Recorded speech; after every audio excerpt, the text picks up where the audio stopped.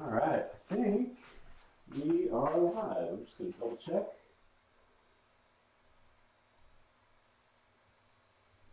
We are. Excellent. Cool. So tonight, we're going to continue the build of this guy. Didn't really do much today, except for work, my normal job. Let's see here. After last night, I think I just went back and kind of double checked a couple of the bolts. Oh, I did find the hose I had for this cable, so that right along here, I run this. It's just a thin plastic hosing, but it connects the two ends, and so when we get both ends done, it protects the cable right there, so that anything that gets thrown up on the cable doesn't just run down into the housing and gunk it up. So I run that, get this tapered on, and as usual, we got the chat going over here. You don't always see it right away, so just hang tight. We got liquid dinner over here in the form of a green shake. Tonight we are going to be filling the brake lines up with mineral oil, getting that all done and sealed off, and we'll set the brake levers for the night. And then we will install all this pretty new XX1 drivetrain. So we got the crank in black. Everything's in the like black gray motif. I didn't want the gold motif. This nice crank with a 32 tooth chain ring.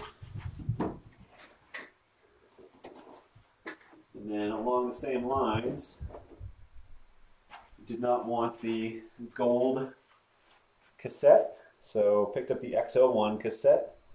It's the same weight, just doesn't have the gold treatment on it. So we'll put that guy on. Got my wheels today from up in Redstone. And finally,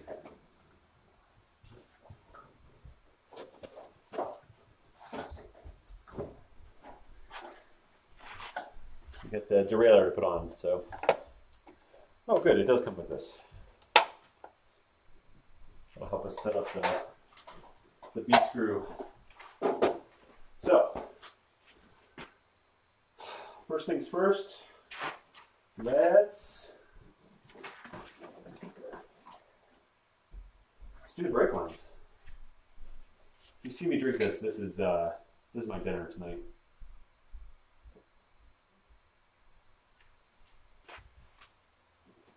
It's just like a Vega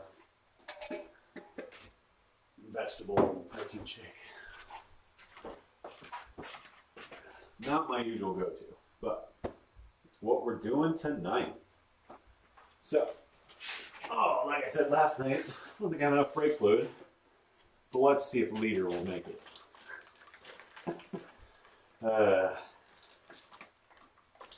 This is me getting on Amazon being like, oh, I do need brake fluid.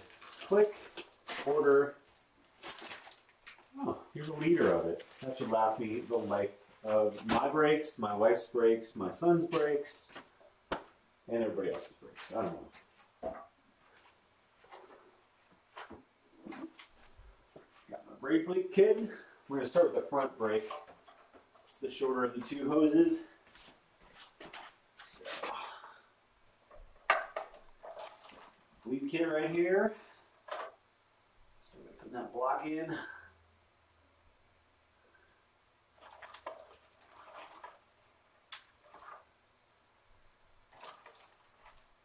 I like to use this tin box that my pedals came in. I like to use it as kind of a work box that I keep all my stuff in. The brake blocks are in there. And let's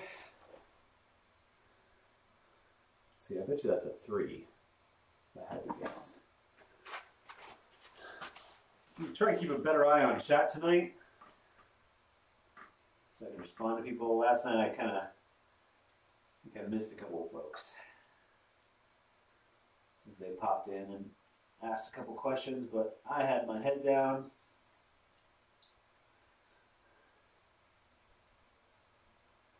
So the first thing we're doing is taking out the old brake pads we had in there from before to put the brake block in. And actually replacing those with some new ones that I will slot in after you're done.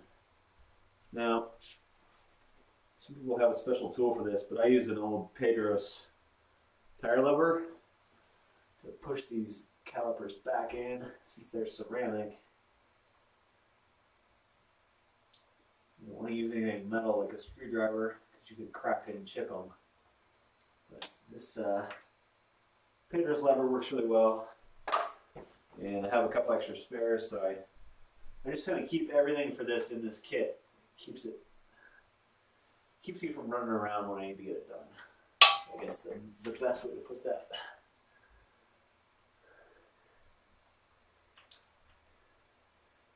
Because if anything, I am infamous for laying things around and then not remembering where I left them. All right. Brake block is in. All right, we need to level this lever. I'm going to tie this guy off. Just make this a little bit easier. Where'd that rope go? There it is.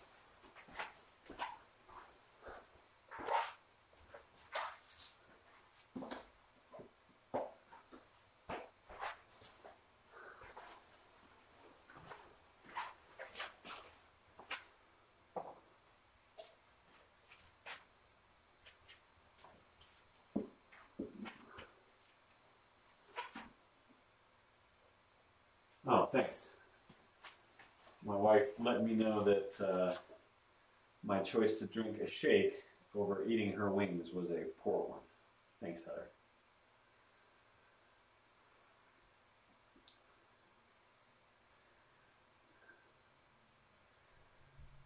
Hopefully I'm not traumatized by my lack of wings so much that I need therapy that cuts into your biking fund, Heather. That would be a shame.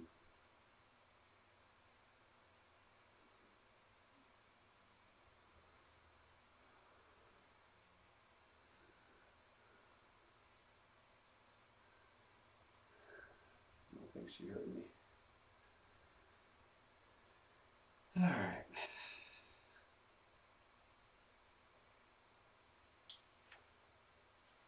Just rigging up a little tie off for this guy since it wants to hang out over there. And we'll cut it with something sharp because I've got nothing sharp around me. Awesome.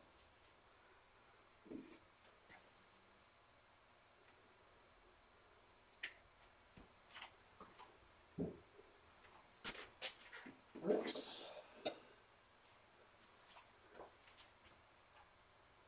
That's pretty level.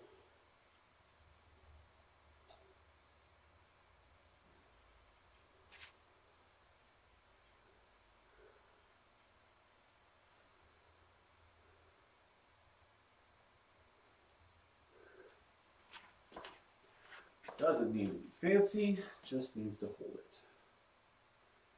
Of course, I hope they actually hold it.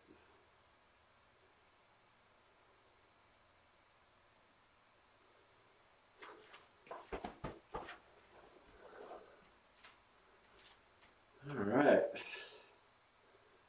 I think I'm going to try and go for broke tonight on this. We are going to get it done as much as we can, at least, one way or another.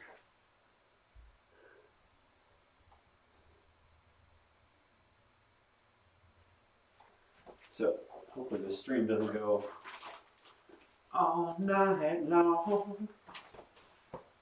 I won't ever do that again. I'm sorry. But I would like to get all of the gotchas out there so that I have time tomorrow to catch them.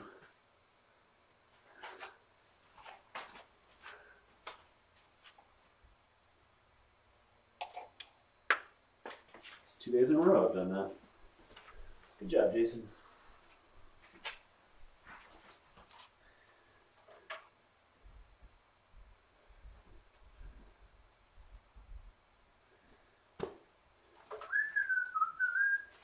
All right, now I got that in my head.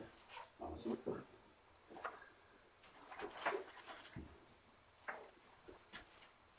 You kiddo.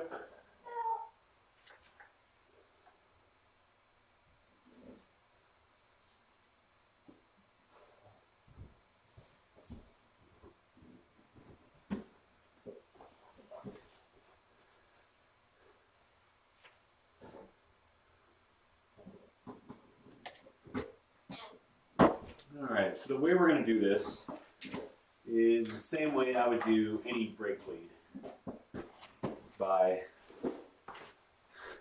filling this up, opening up the valve down here, and then pushing mineral oil up into the hose until it starts to come up and out into this cup. And then once we do that, we will start to shake the air out, and from there we should be pretty good to go. Now, the only deal is that, hey, I don't have my gloves on. And so, rather than get mineral oil all over everything that I'm wearing, put some gloves on.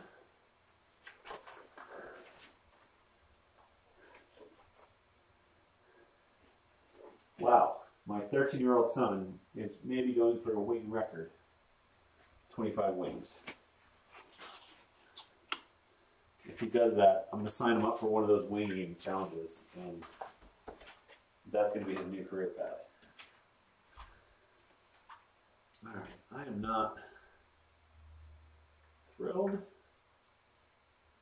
with the state of this hose, but I also don't have another option. So this is where we are today.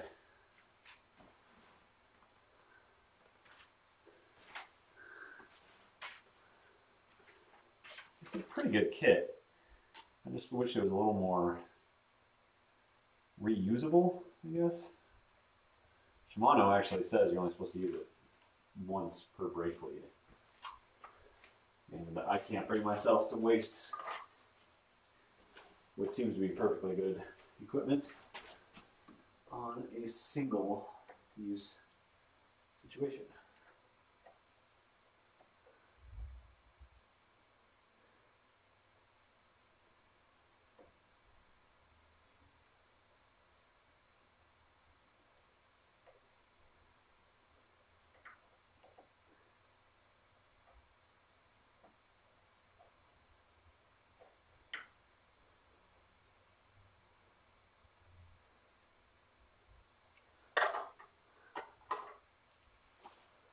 All right. So we've got our cup in here, valve is open down there. Normally, if you're doing a brake bleed, you wouldn't open the bottom valve until you had your syringe hooked up.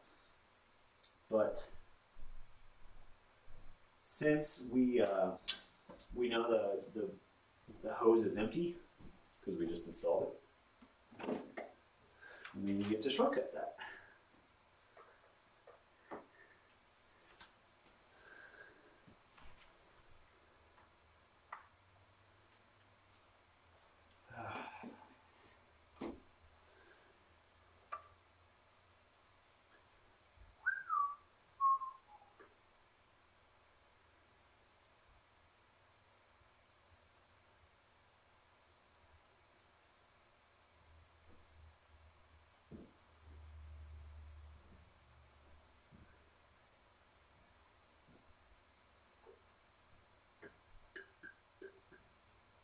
Try to maximize my mineral oil volume in the syringe, so I'd only have to do this a few times.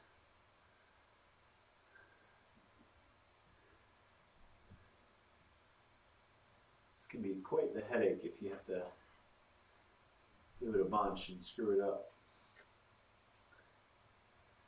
Since we're going riding on Sunday, I am going to go out and test it. A few days before, but I'd like to hopefully only do this the one time.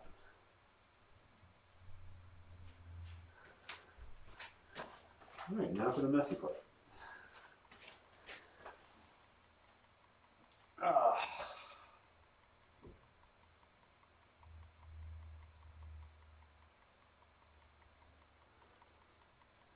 Hose on, slide that collar down, and use this little tool to move the collar onto the end of it.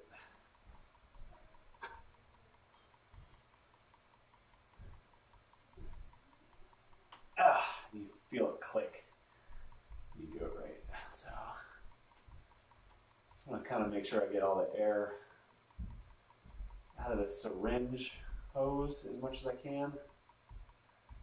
Maybe up near the top so that I can see where it is. And then let's start injecting oil. Of course, it's not open enough, so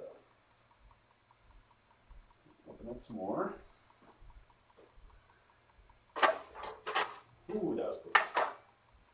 Oh god, this would be even worse. Move that off to there.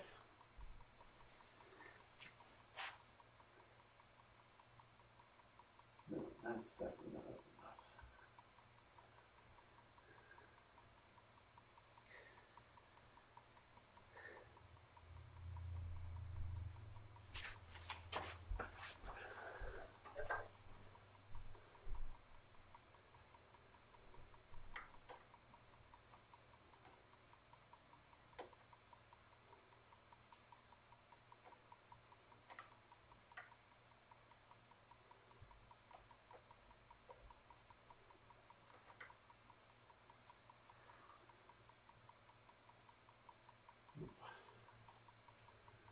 Man, it's weird that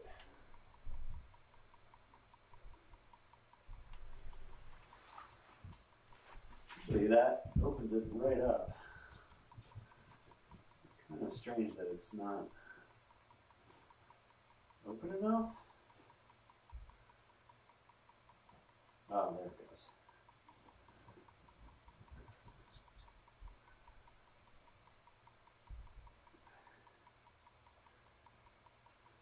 There we go.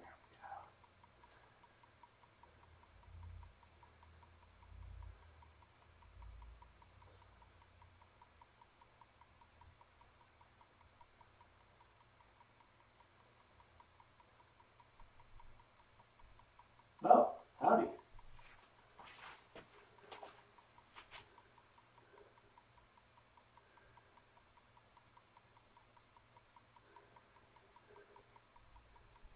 Hey guys, I see your chats. I'll come check on you in just a sec.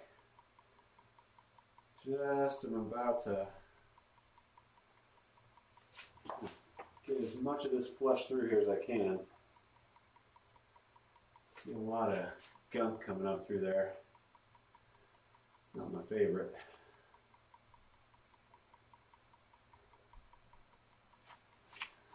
All right, let's close this guy up on this end.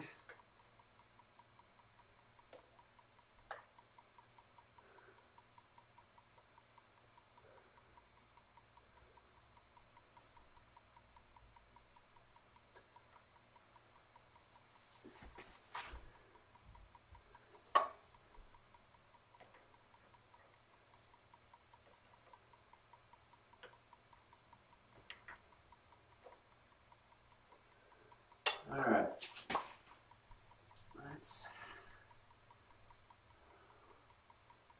pull the tool back. Then you kind of got to pop the tip of the hose off. Not a good method for getting that off. And it makes a mess, of course. There's that. Who's in here? Let's take away Jared. Nice, we got Sean.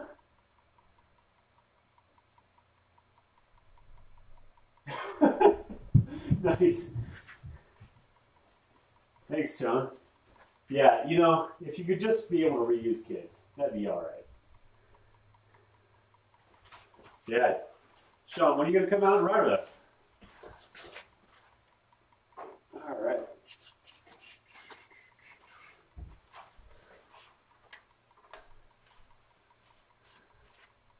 For those of you guys who don't know, Horns High, his name is Sean.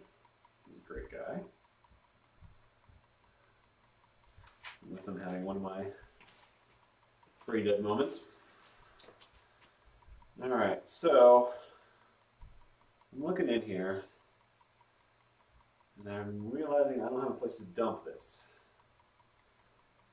because I almost thought of everything.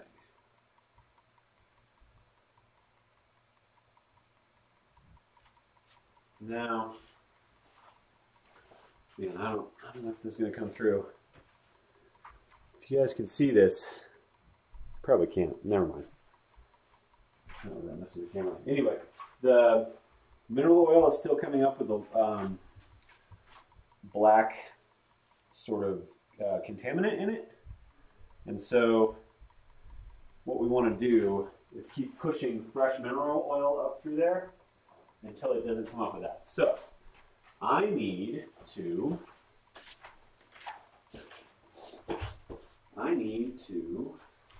have somebody put this in. And it's not this jar, but oh, I have jars just around the corner, which are perfect.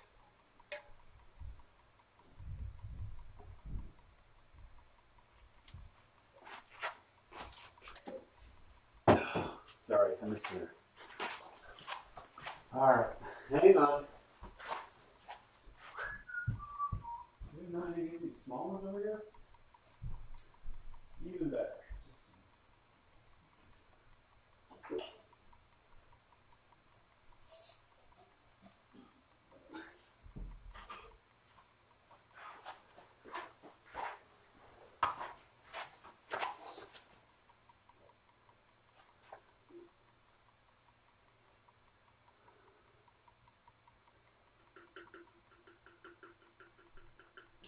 All right. Now we have a jar for used mineral oil. And you can get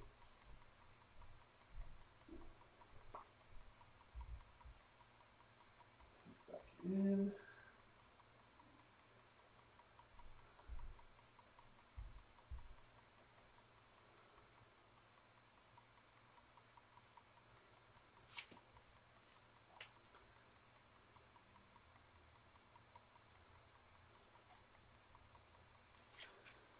All right.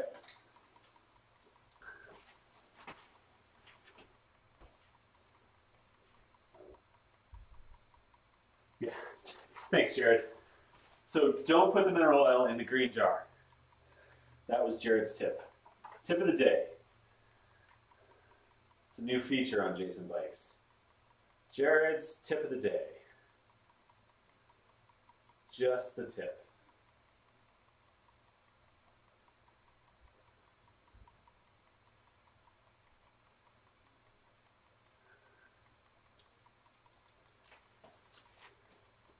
I swear, every time I do a brake bleed, I feel like some actor on a crappy TV show trying to emulate what heroin addicts are doing. Mostly just because I'm trying to get air bubbles out of the line.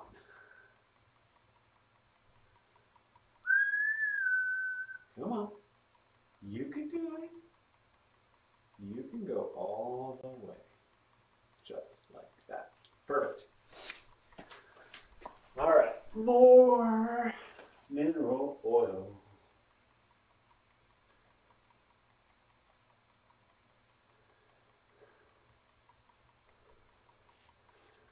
Awesome.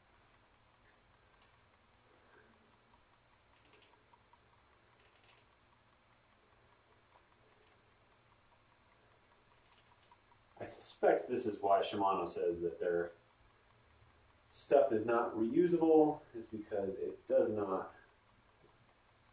it goes on, like the whole tool is built really well to go on, but coming back off and resetting is not exactly the right, it doesn't do a good job, let's put it that way. All right, so we're gonna get another full syringe.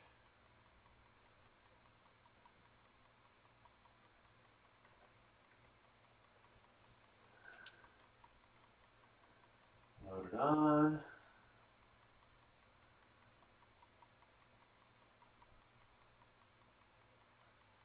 Load it on.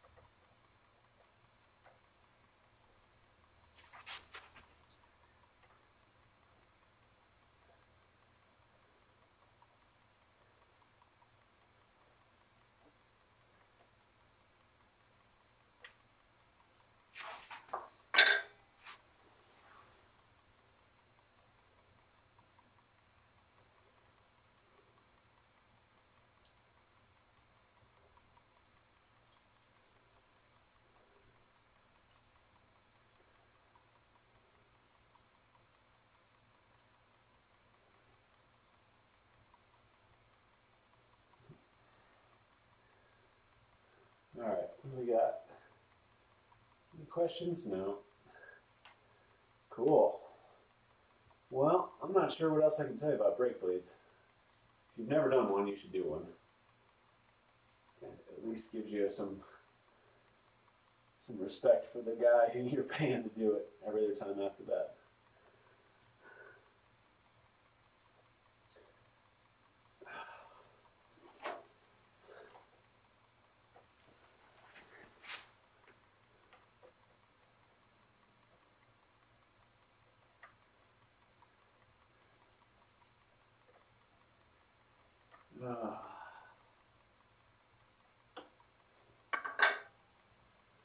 Man, I was watching videos today of riding in Arizona. I'm getting excited to go. Next Friday I leave. Then all the week after that I'll be. Alright. Sorry. I'll be riding up there. Hopefully shooting some good trail footage for you guys. Some different kind of riding, you know? Stuff in the Sonoran Desert. Stuff like that. Alright. So I just ran this until I just ran a little more fluid up there, watched it come up into the cup, and what was coming up was not bringing any contaminant with it. So with that, we should have a clean line, and hopefully no air got trapped in there to just hang out, since it's basically an empty system to start with. So what we're going to do is close this side off. Get this side all closed up. And then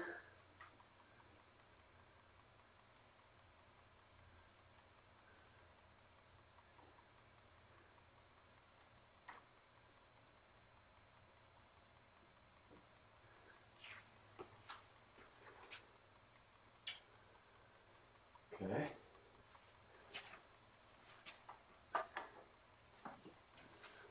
cool. All right, we're gonna close this side up. We're gonna tap it out a little bit. See if any air comes up into that cup, and hopefully, if I'm right, none will. And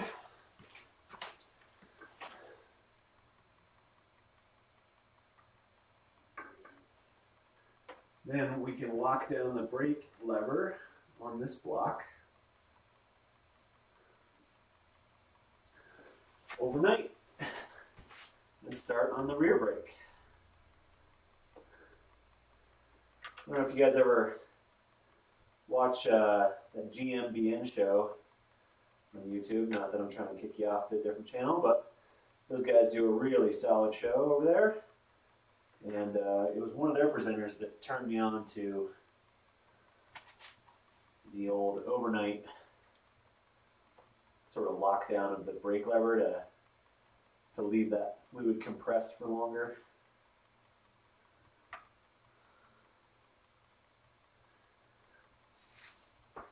Yeah, just learn a little bit from everybody, you know?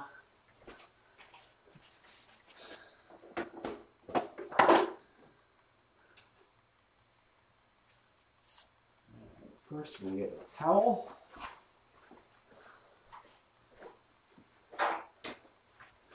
Of the bigger variety. Soak up some of that oil.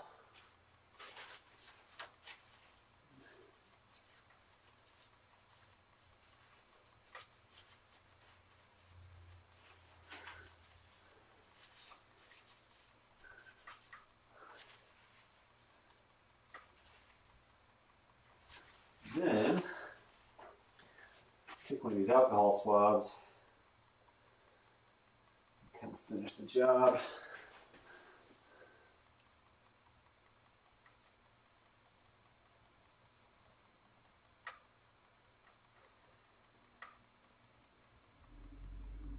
All right, looking good, man.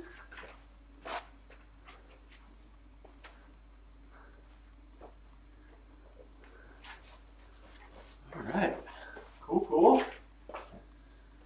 No more dinner.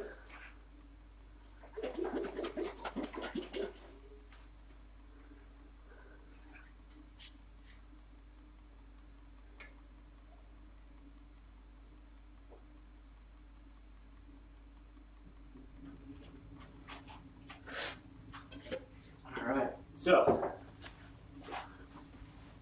now then, we've got this end closed, so we can squeeze this lever and kind of see what happens. You don't want to just squeeze that lever with the hose hooked up because the pressure can push back on that syringe, and these little connections are not terribly strong. And your brake lever can create some pressure.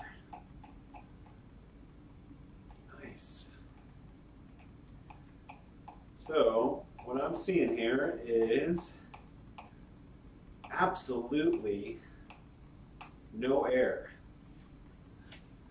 So, theory is basically confirmed.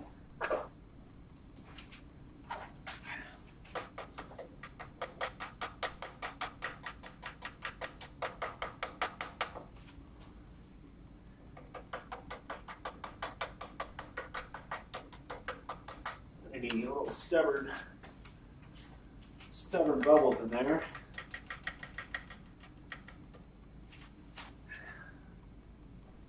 Now the other place I'm looking is around this new connection for these hoses. So both right here where this piece screwed in, and around there where the eyelet's attached to the brake.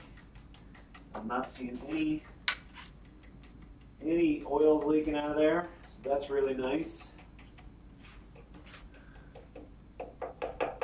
We are getting no bubbles.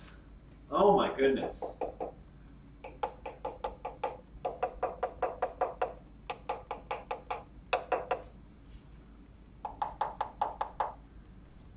I'm digging it. I'm digging it, guys. All right.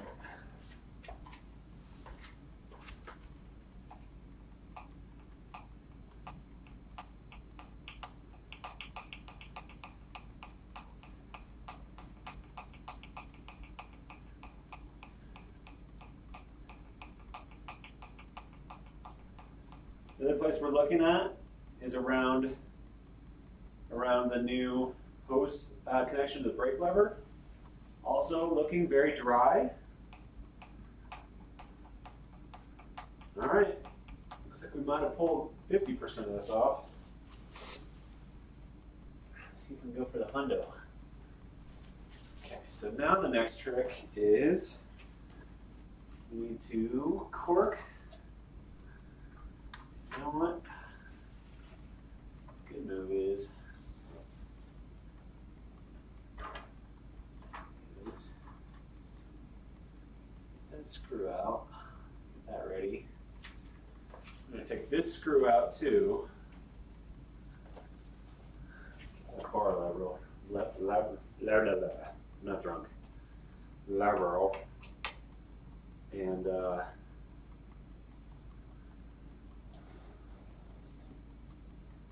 get this one out as well.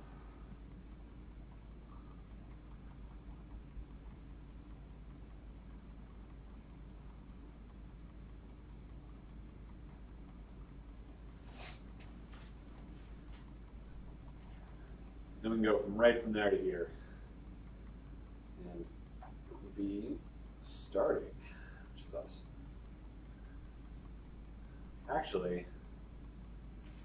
Actually though, now that I'm thinking about it, I shouldn't do that. I should not do that. Because if I put this in here and then open that back valve, there's going to be an air differential and we might end up with bubbles. So I'm going to go for the same method as we did before. Putting an empty cup on there.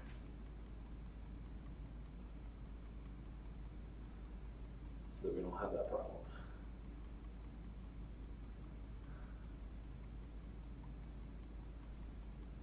And I'll check on you guys' chat in just a minute.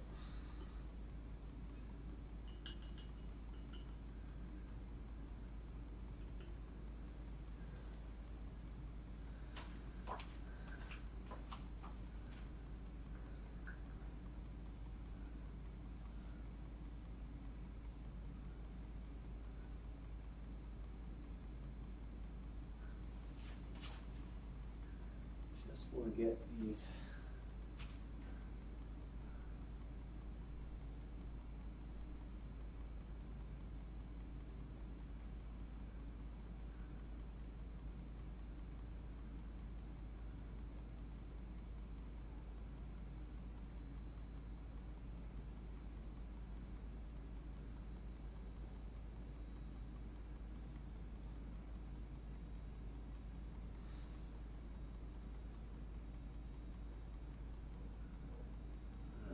that's good and tight.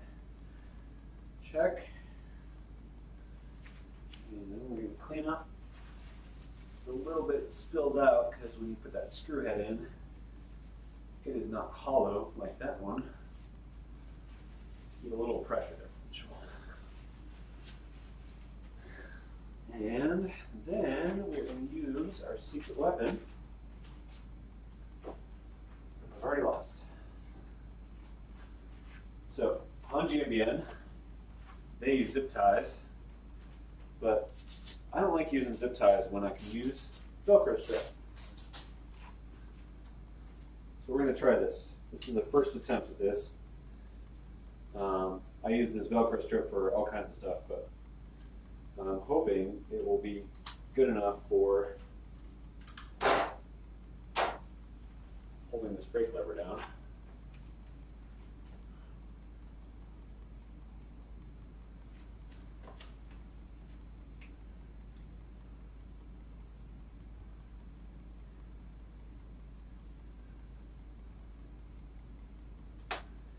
This Velcro strip, you can get it like Joanna for cheap.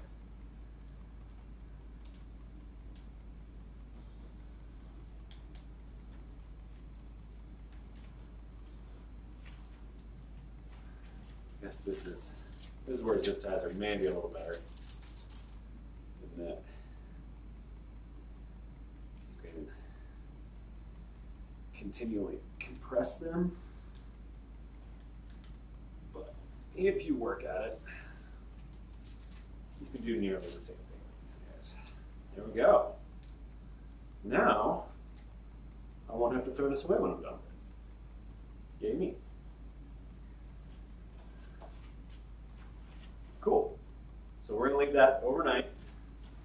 And tomorrow, I'll let it out, fill a little bit of mineral oil in the cup, and we will check for air pockets, which I suspect there will be none. And then we should be good to go again. All right, so cups in, full plunger. Aw, thanks, Xander. That's nice. Jared, who, if you watch my channel, he's been in a lot of the videos I'm in. He's my go-to riding partner and my best friend. And his son was just saying that he would like to subscribe, but he's not old enough for real YouTube yet, so he's got to wait. But I appreciate it. That is very nice.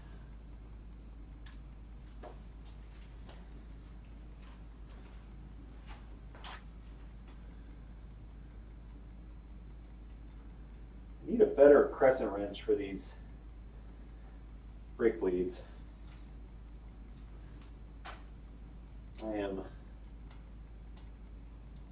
They require a pretty small 6mm,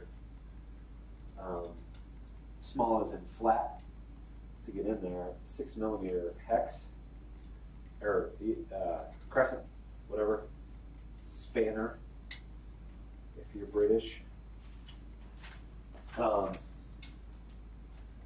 And I don't have one. Should probably pick one up. One of those nice thin park ones. All right, I need my other brake block. Keep in my toolkit or whatever. We're doing this on the road. That's why I keep it in there. Recess those pistons,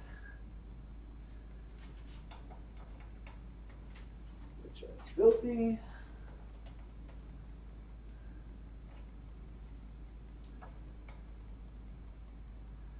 Everybody knows how long the brake sort of housing lasts on these disc brakes. I'd like to know, because so far I haven't seen any real degradation, but I've also not seen any maintenance cycle that you should be doing other than what I'm doing right now. But I can't imagine that those pistons are not wearing down or the seals are wearing down. I don't know, but I haven't seen anything about it. Or not any good data or bad data, also known as lore. For you Star Trek geeks out there.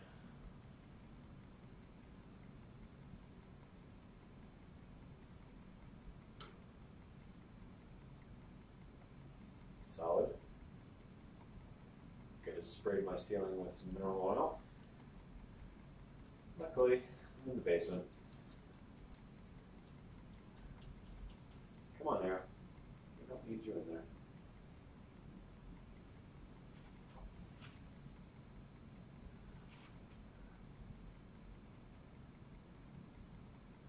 That's what I wanted to do. Come on.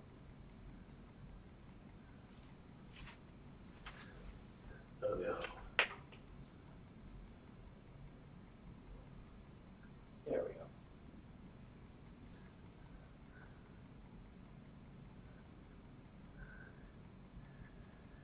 All right, so as soon as we do this back brake, we get to do the fun stuff for the night, which is what I'd hoped to start with tonight, but we didn't get this far last night, which will be installing brand new 12-speed Eagle setup.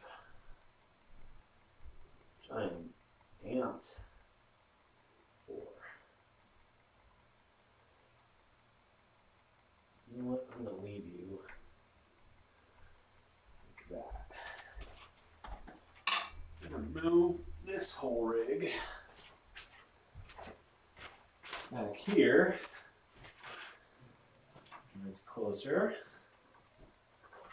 to the action, if you will. Don't need this wrench anymore. And the cup, you can loosen that.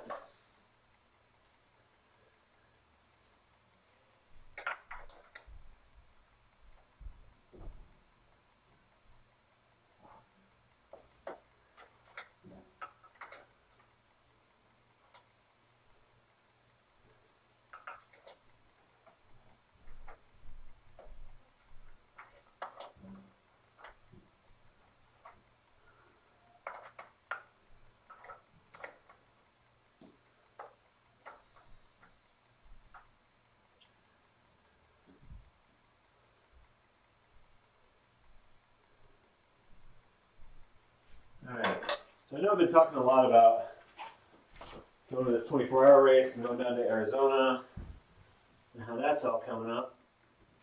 But I guess we could also talk about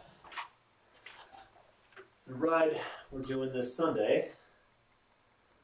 We're going to a place called Oil Well Flats in Canyon City.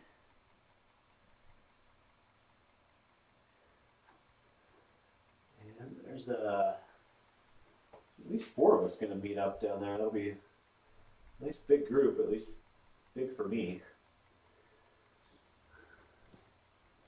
I will say that's one of the things I've done more and more of since I've started putting videos on YouTube is connecting with more people to ride. All right, did I do this enough? Oh, where are you coming from? Did I do you too much?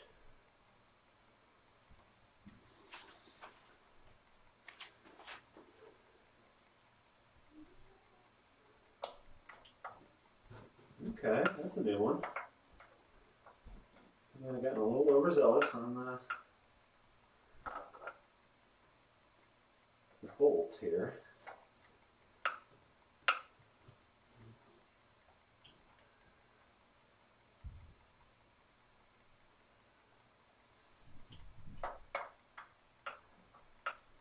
And some runoff, for lack of a better term.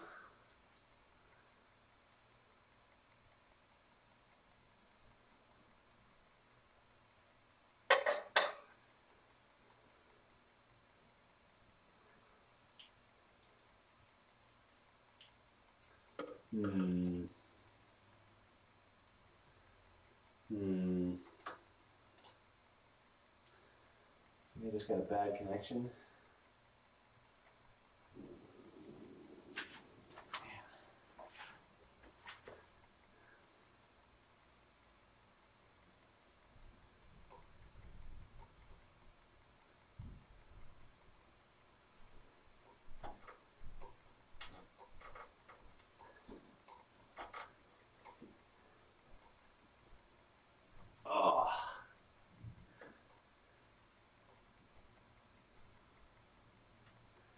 Alright, let's try that again.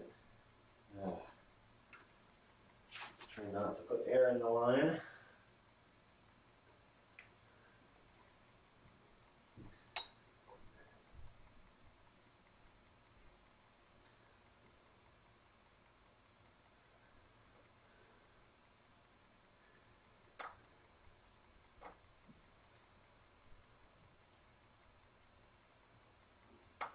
Okay, here's that.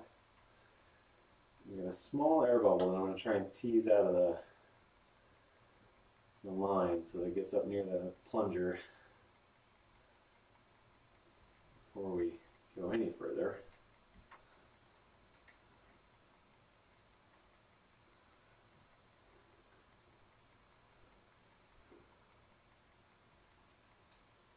Come on.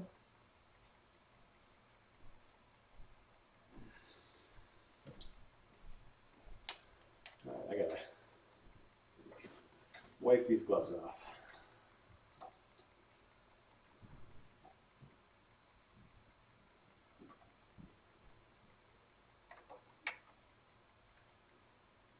There we go.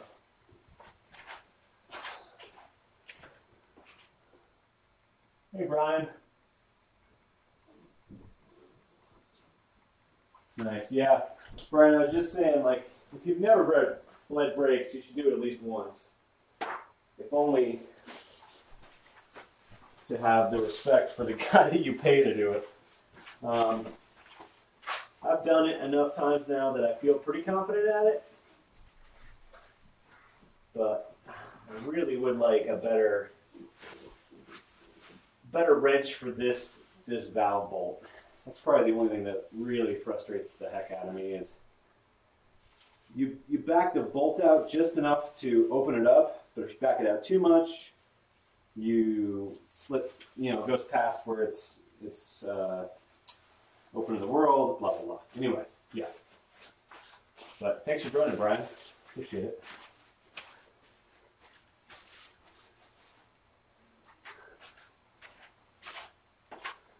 That's kind of how I feel about shock work. That's best done by a shop.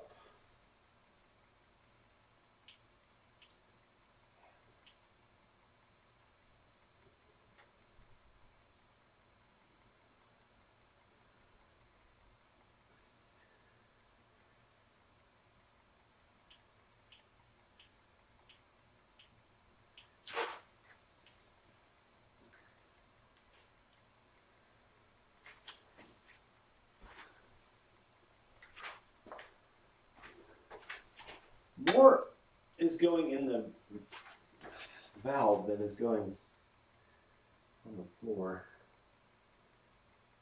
And I'm definitely hoping that I'm not missing something.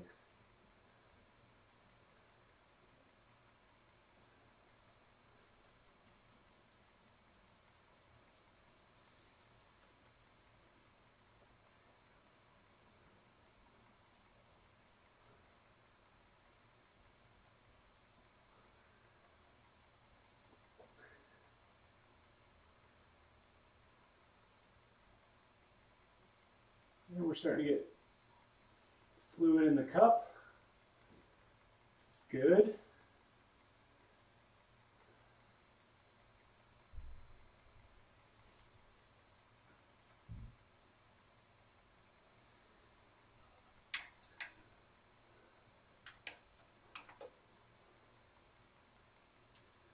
Need a little clampy clamp right there.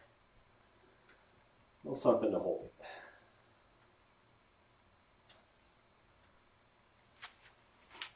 That'll work. How are we looking up here? Oh yeah, that's a dirty bird for sure. Let me try clamping this down a little bit more.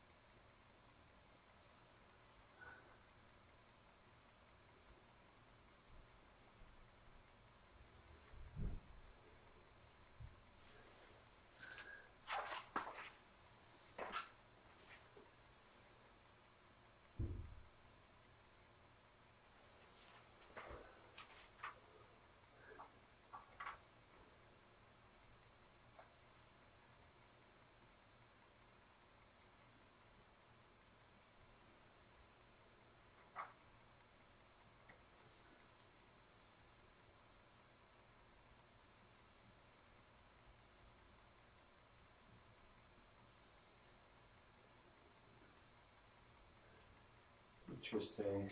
I think what we have here is just we've maybe hit the end of usefulness on this surgical tubing, which is kind of what I was talking about earlier with Shimano saying this is a limited use setup.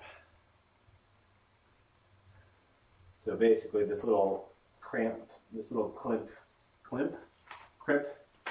down device is no longer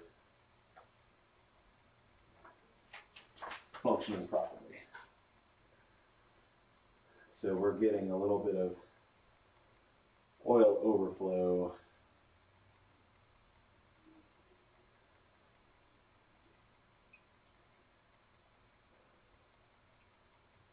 out of the connection.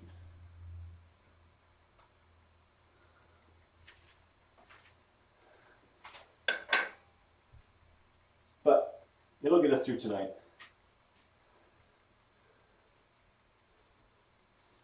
So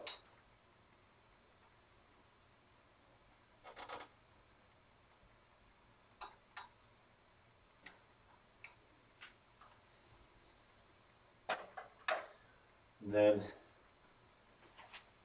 yeah, I guess I'll just have to buy a new kit.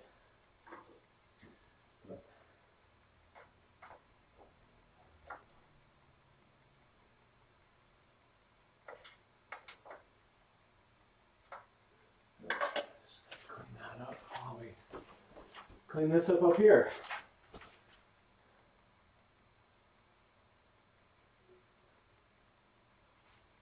Yeah, Brian, it's really not that bad. Buy some gloves if you don't already have them. I think you said you do have them. Watch 3 or 4 how-tos on YouTube. That definitely helps. And just take your time. Those would be my tips.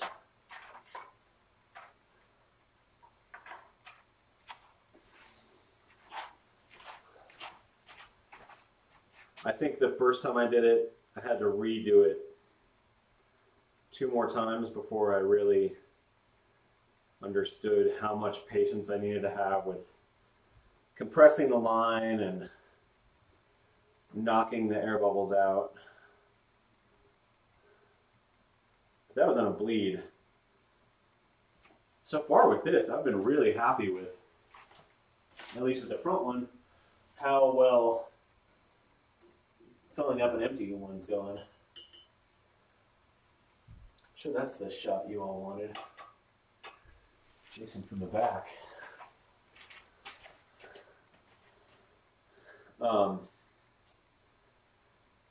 That front one had no air after the initial fill, which was nice. I suspect with the weird fill that we're getting out of this one, we'll have maybe some other issues. Just checking all my different little bolts here. Got a little drip that just came down, but I caught it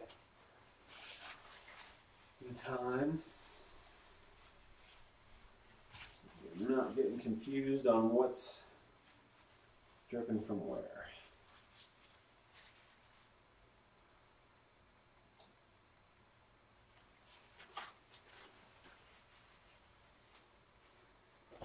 It's not the end of the world. It's just going to take you a while, I guess is my point. Okay. Pull the plug. Mine is full now. So hopefully we just have another round pushing some of this through, making more of a mess. And then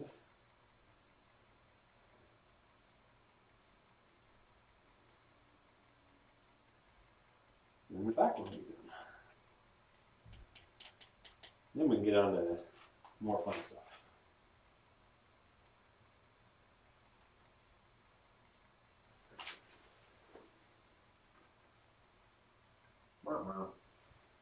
Doesn't reach anymore.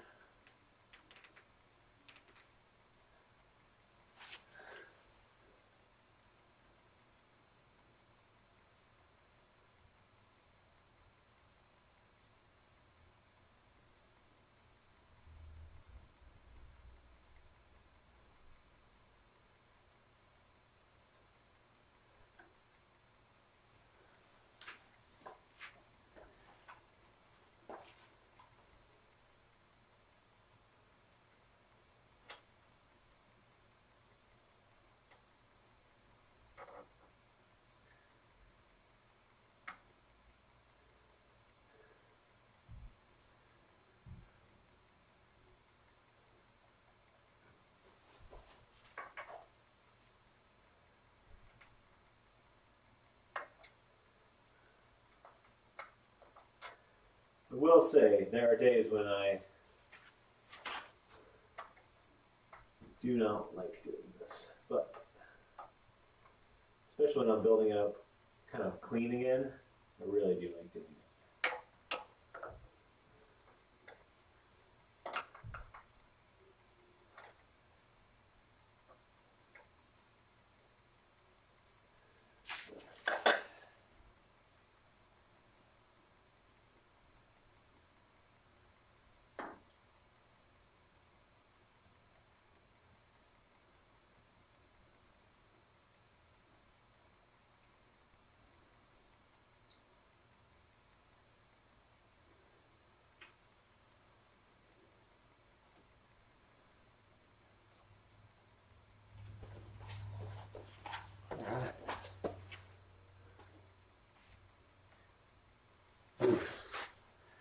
Thanks, Heather. My wife chiming in with the pro ass in the air view.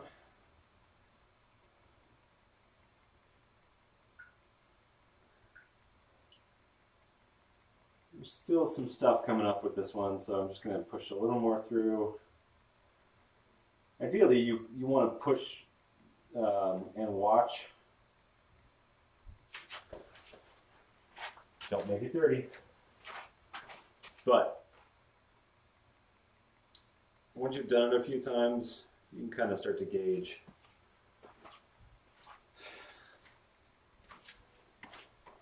what you're doing. And then if you want to do one last little one, put it up there.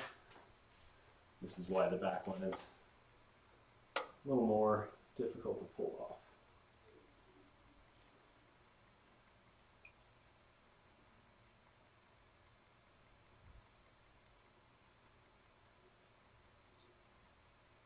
Yep. I'm not getting any more filth coming up through there.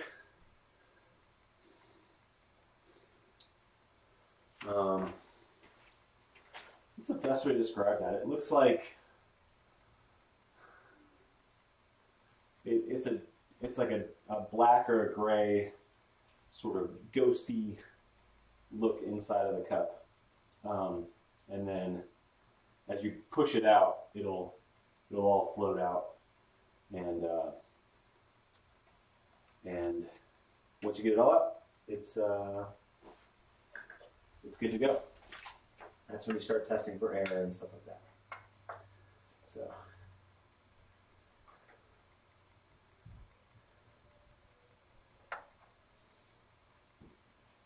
And that's kind of the difference between a full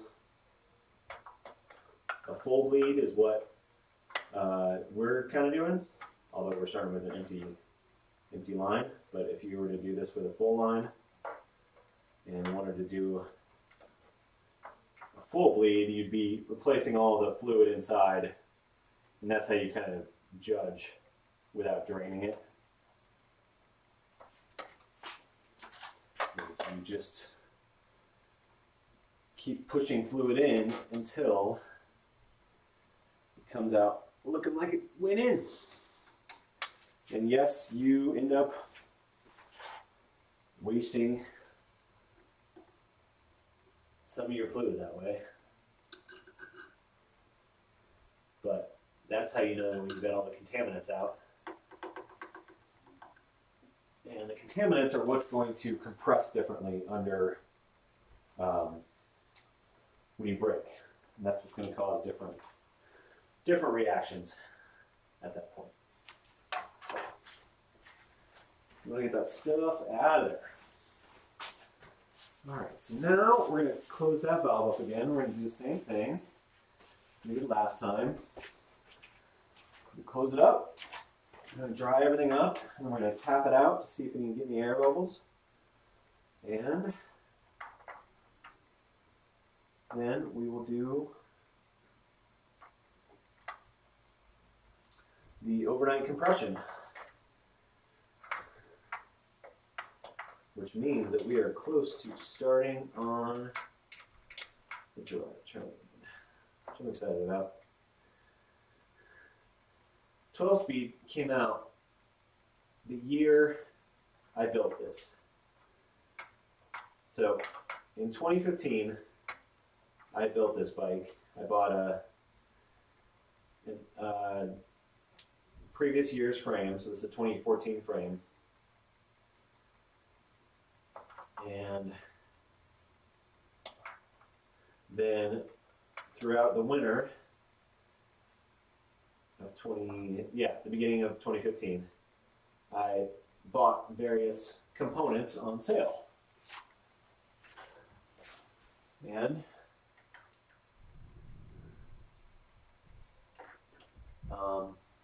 built this guy up from scratch. So used some SRAM X01 11-speed, and then in like the summer or fall of 2015, SRAM comes out with 12-speed. And I was like, sweet, I just bought 11-speed. But I like the 11-speed, didn't really have a problem with it. So just ran it until most of the drivetrain was end of life. And we went back to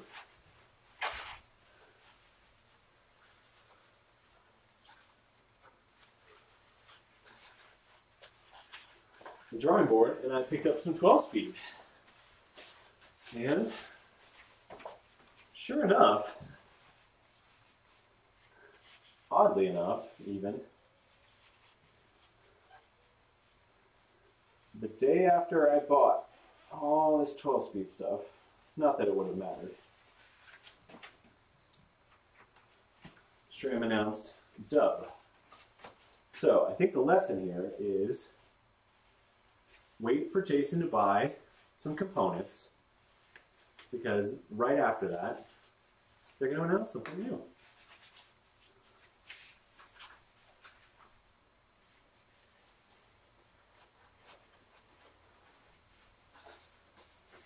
Yeah, Brian, it's I've really enjoyed buying the frame and then the components.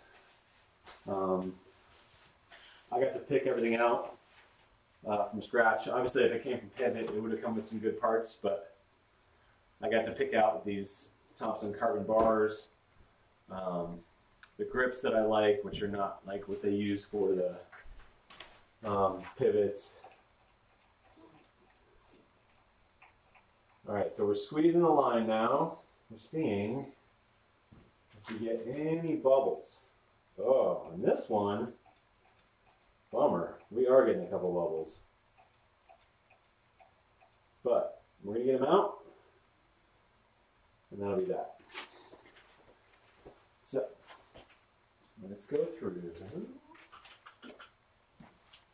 Knock them up.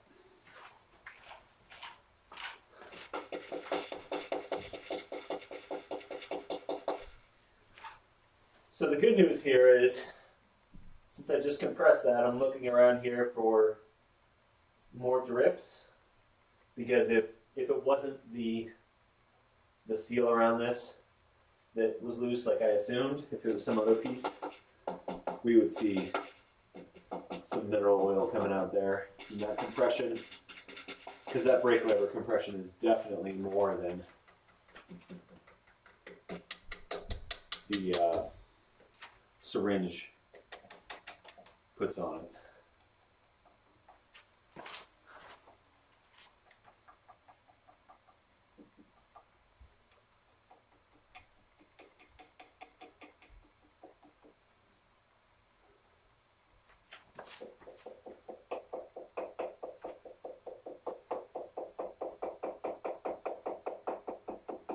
Now luckily I wasn't seeing any real big bubbles.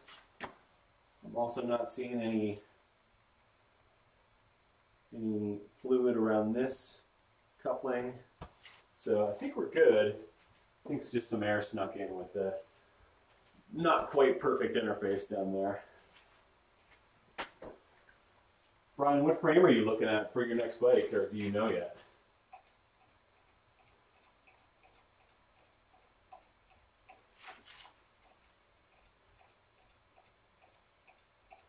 All right, so I no longer am seeing bubbles come out of there. So now we go through, we'll pull that guy off, which means I need my little cork, little stopper, and all right, we're all stopped up there. Let's get everything ready. All right, so I got you.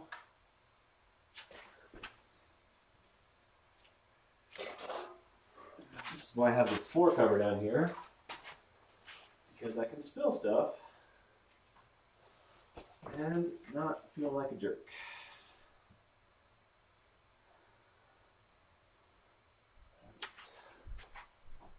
A little cup stand, corks in, unscrew.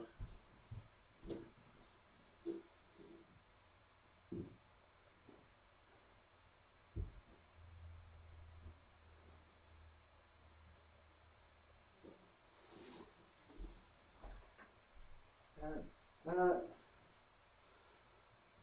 You. Yep.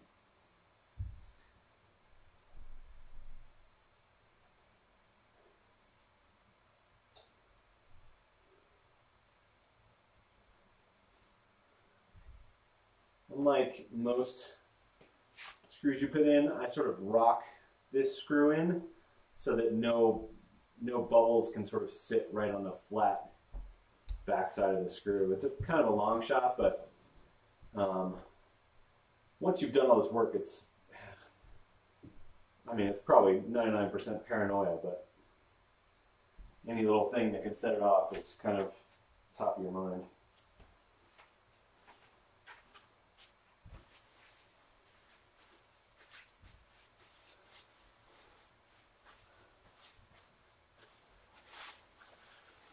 $50-10. What a smuggler. I mean, I definitely like the 29er. I think for shorter, smaller people, the 27.5 might make more sense. My wife is 5'2", maybe? Somewhere in there. Just on the not small person side. And she rides a 29er. She probably should be on a 27.5. Because she's on an extra small 29er. And I think she feels like it's still kind of a big bike for her.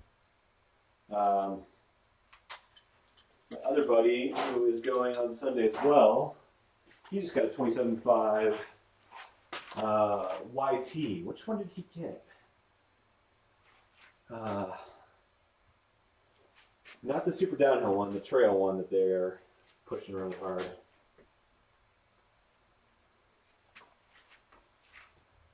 Alright, so we're going to pull this guy all the way to the bar.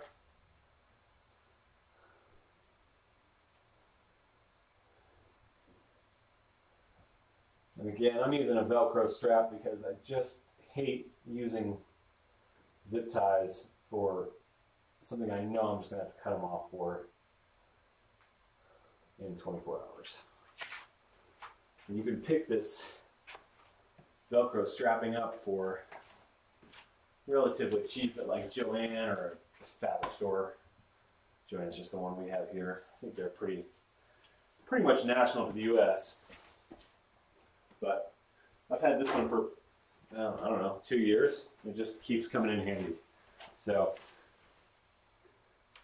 and then next time, I'll use them again. I just hadn't used the Velcro before, so that's why I don't have any go-tos in my brake bleed box, but they're going to go right into there for next time. Yeah, so this, we're just going to put this guy in here for tomorrow. Got those there.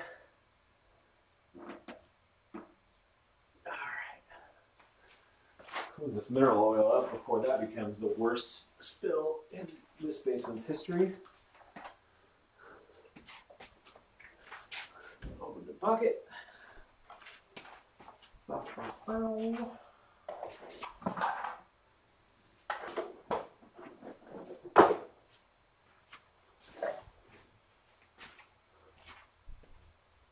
Alright, I'm just double checking my linkages for any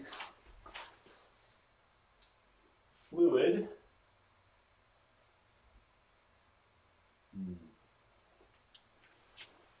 Keep an eye on that one.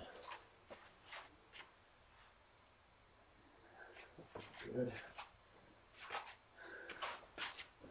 Hopefully this is just some excess from the dripping, but we might have just a tiny leak down here.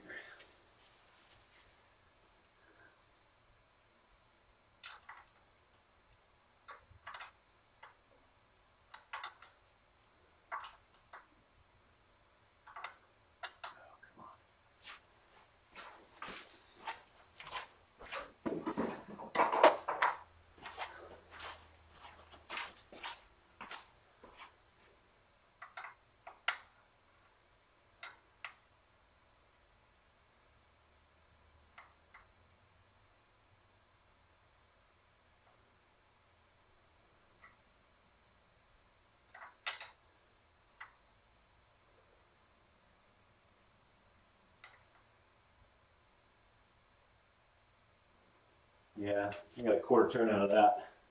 It's probably a small leak there.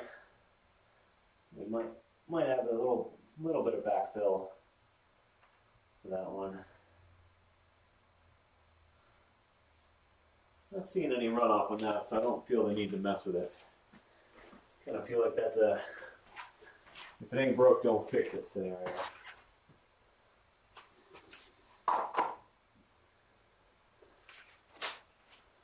All right, let's kill those gloves. They're covered in mineral oil. And we are switching to drivetrain. So, for those of you who are here, we'll chat. Should we do crank first or derailleur first?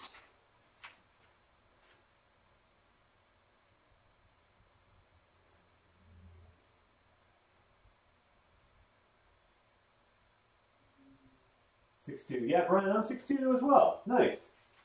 Big boys.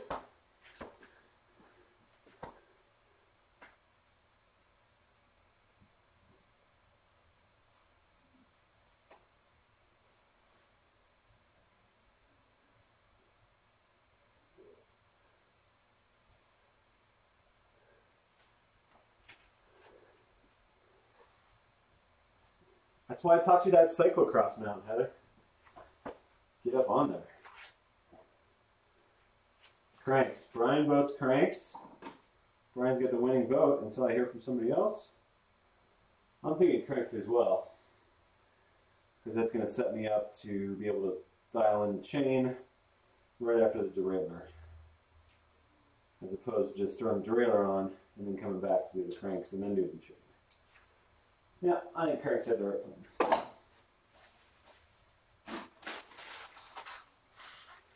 All right. Good call, Brian.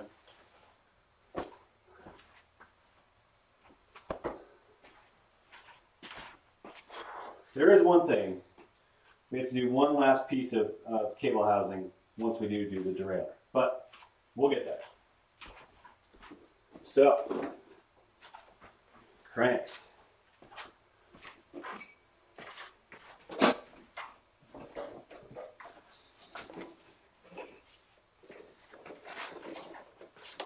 Look at those pretty boys. Black and gray. Hey, I finally get boots. I did not have boots on my last pair. Oh, good, packing grease. Gross. And they kind of got the crap beat out of them. That's for sure. All right.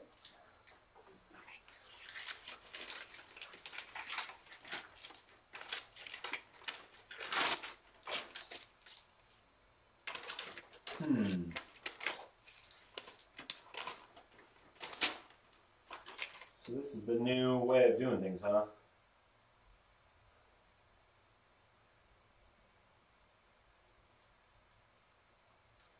I'll just give you the link to the manual. It's interesting.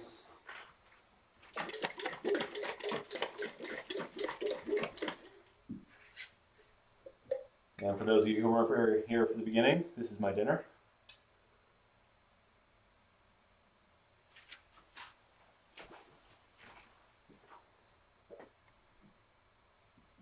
The pivot is a press fit. So we did not do anything with the bottom bracket this round.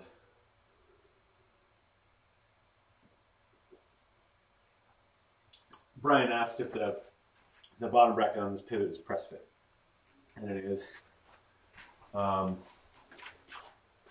it been threaded, I may have replaced it. There is a tiniest bit of grit on the drive side, but not so much as to warrant pulling the bearing out or pulling the whole bottom bracket out. Because every time you do that with that press fit stuff, whether it's a press fit bearing or press fit bottom bracket, you loosen that interface.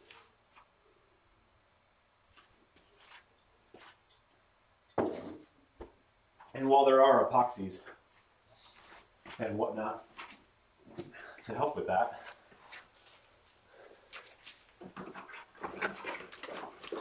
the least times you can do that, the better.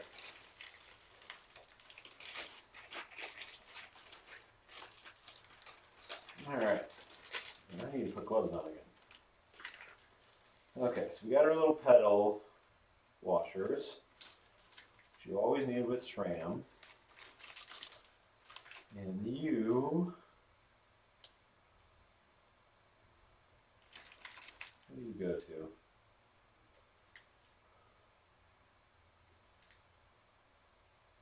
(48 to 54 Newton meters). Man, that's something. Now my last one had a little spring washer, but this one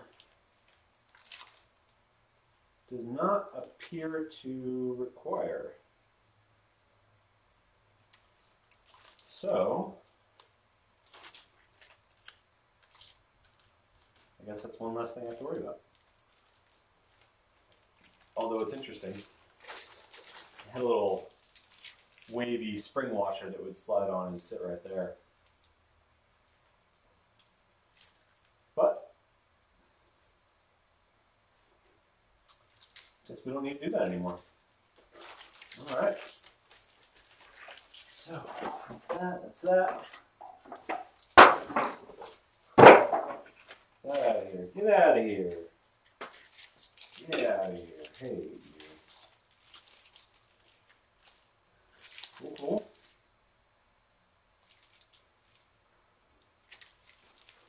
A little grease on there. Put some gloves on.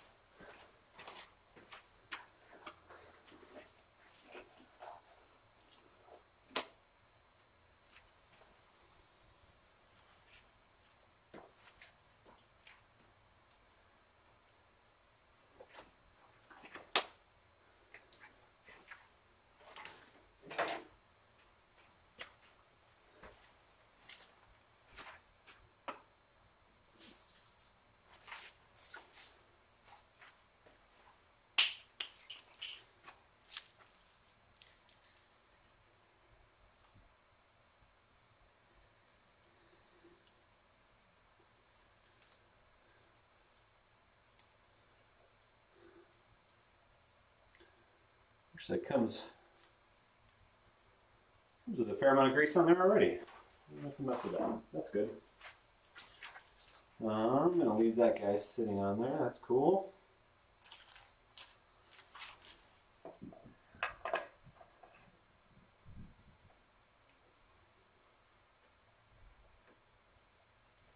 I did look at the race face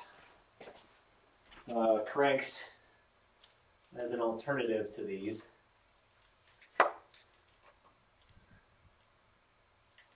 But I got some bad reports from the shop. One of the shops that I frequent.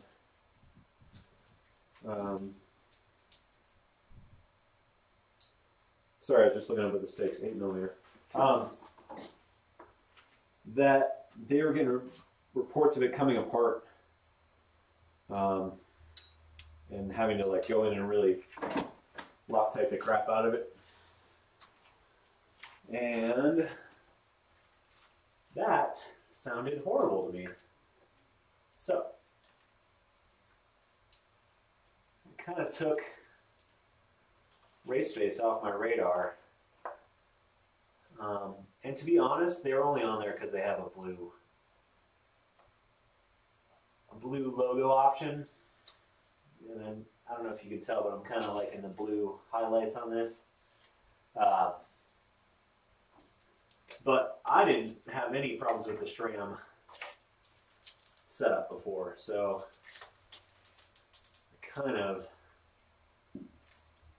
it didn't take a lot for me to convince me to just stick with what I knew worked.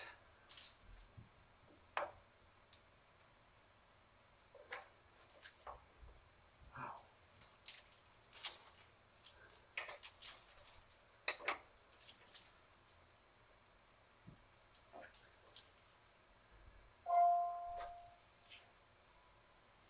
What was that?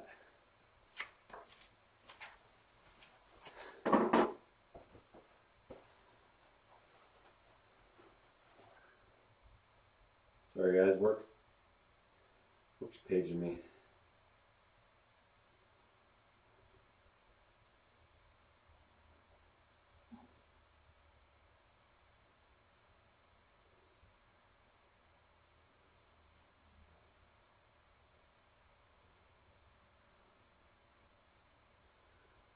That can wait. That can definitely wait.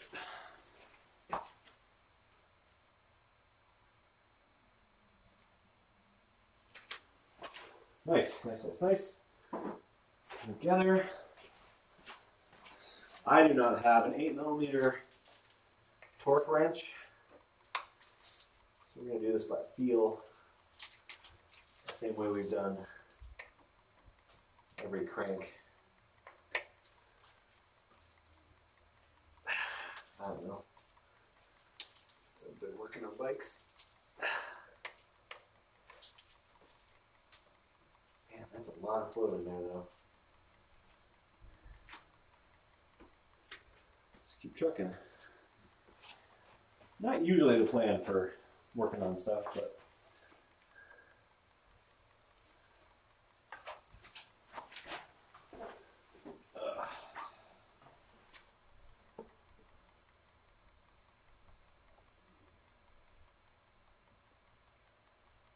yeah.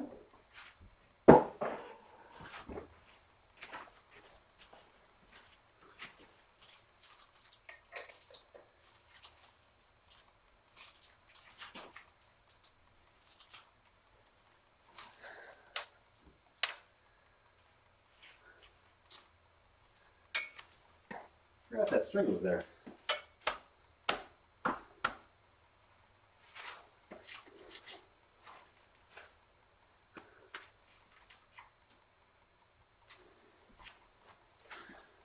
Alright.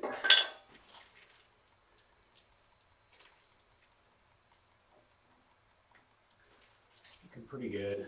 I don't think I could put a 34 on here with as close as their 32 comes to this frame.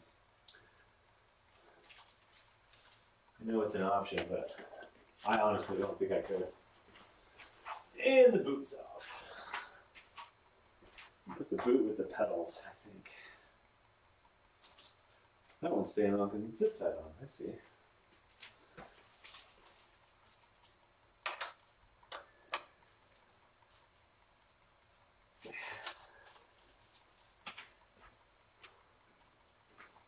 All right, we're going to start with that. That was stupid. Let's take you off before you do something stupid. Those with the pedals. Definitely don't want to forget that.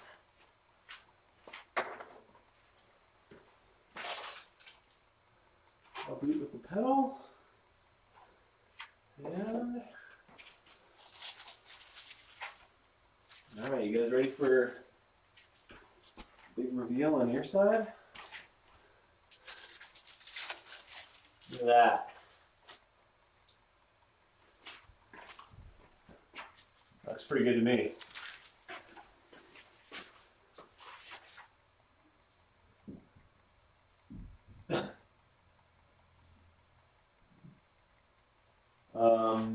You can, if you want, Heather. You can get a new 30 tooth if you want.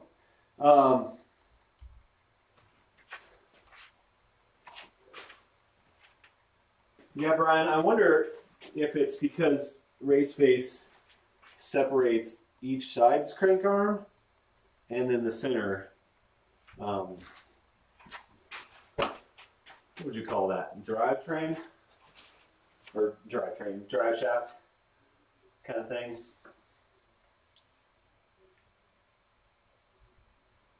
Nice. Now, being 6'2", I run 175 cranks. And again, some guys run 172s. I found that 175 worked for me on this frame. So, yeah. All right. So that's done. On to this bad boy. This is interesting. I just noticed the, what would you call that? Part of the wheel system is a composite instead of metal to get the weight down, I'm guessing.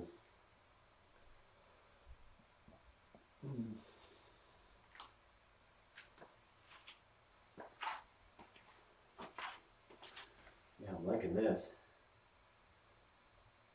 So that.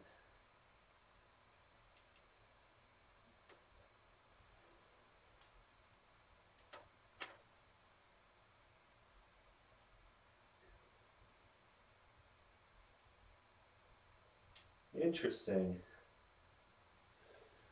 So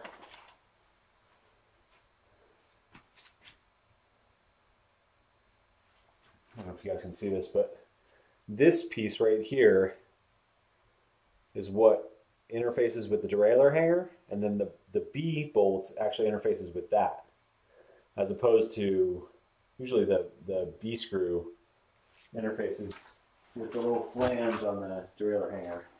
So, interesting.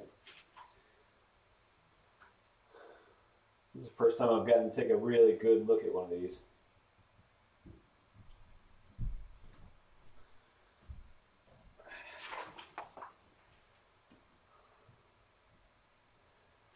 Pull that guy out of there, throw that away.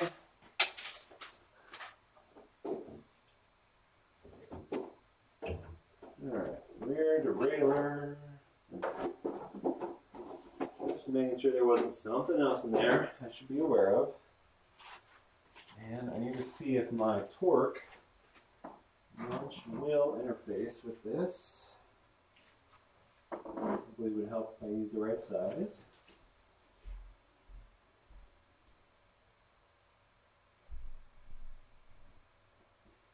On SRAM it is.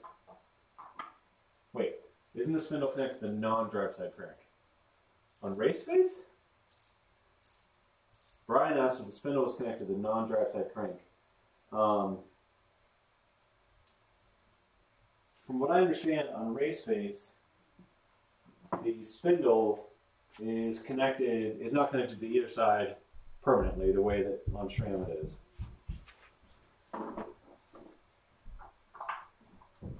Which I think is why they're having trouble with them coming apart.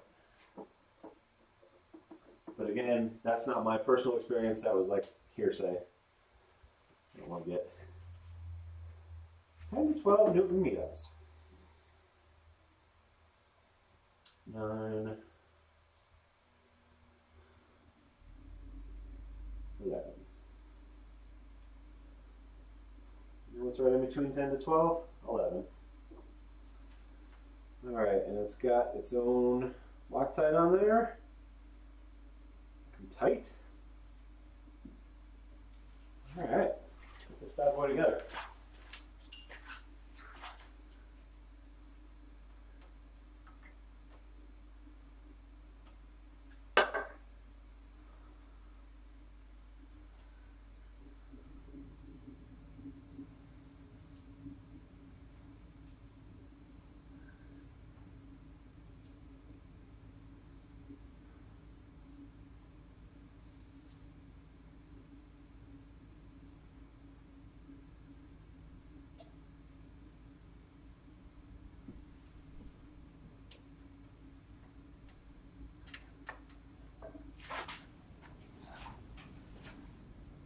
Okay, now we're just roll 5.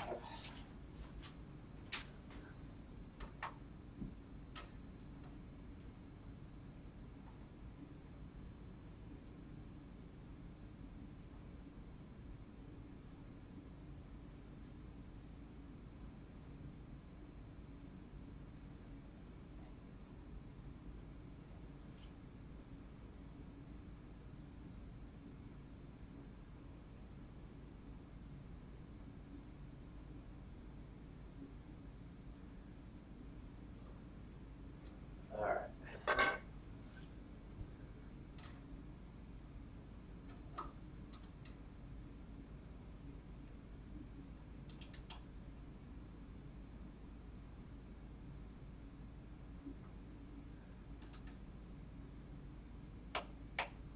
All right.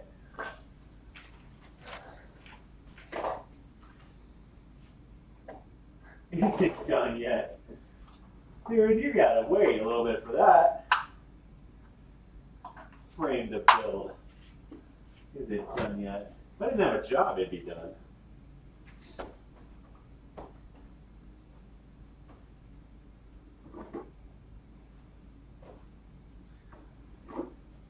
Is it?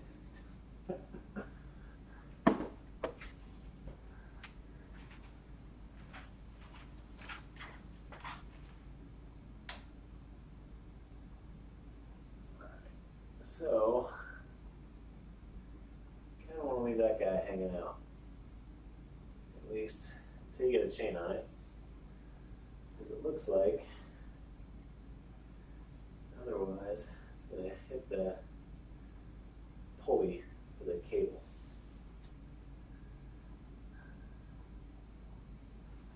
All right.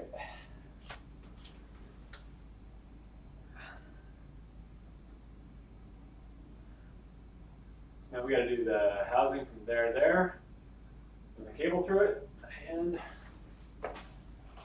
go.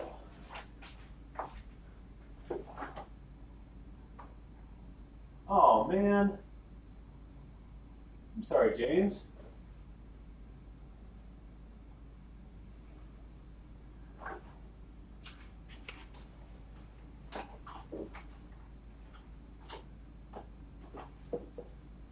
Dude, that sucks.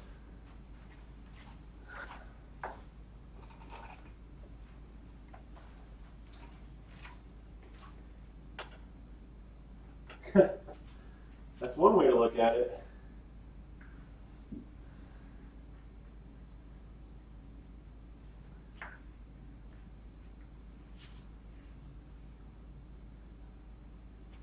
Well, as long as you can still come on Sunday, we got you, man.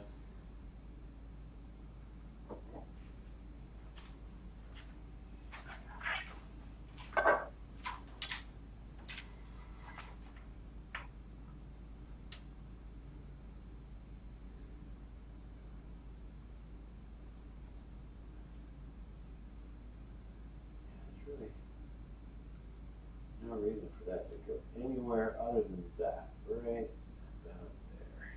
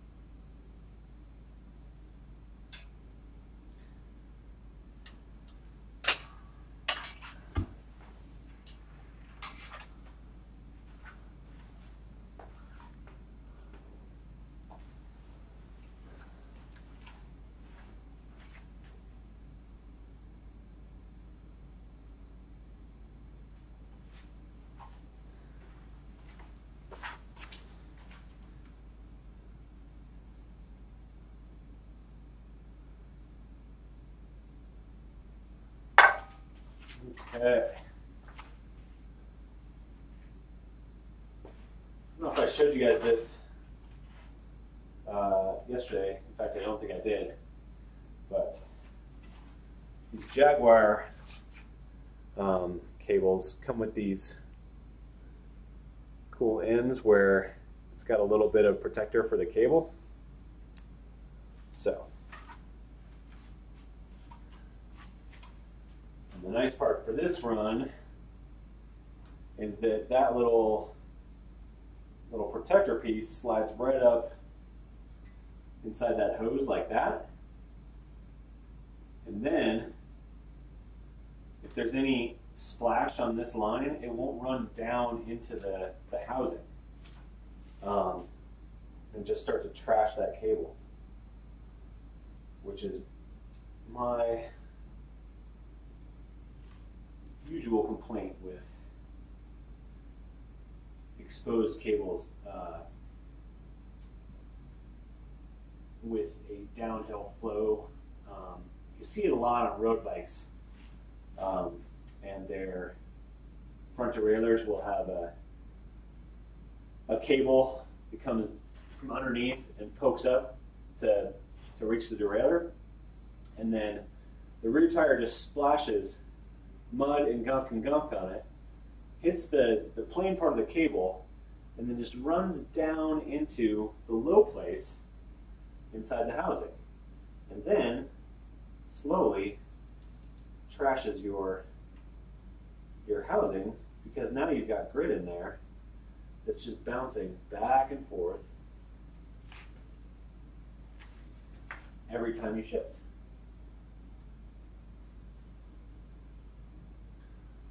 Cool. Anyway, my own gripe.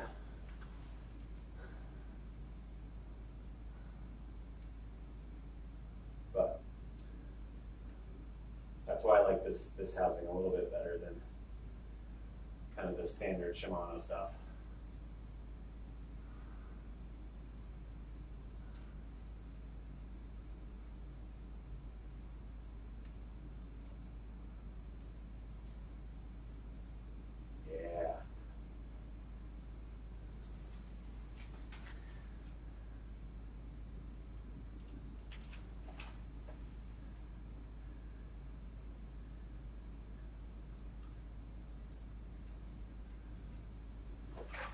Is that 25?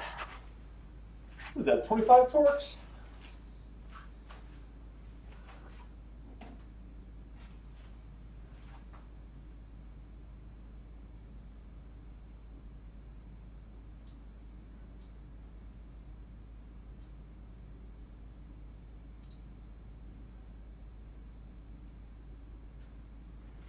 Yeah, James, we did the brake cables last night.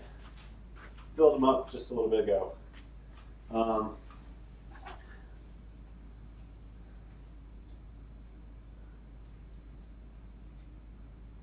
Hulk is getting all sexy and new. And we're gonna get her done. Gotta have her done for Sunday.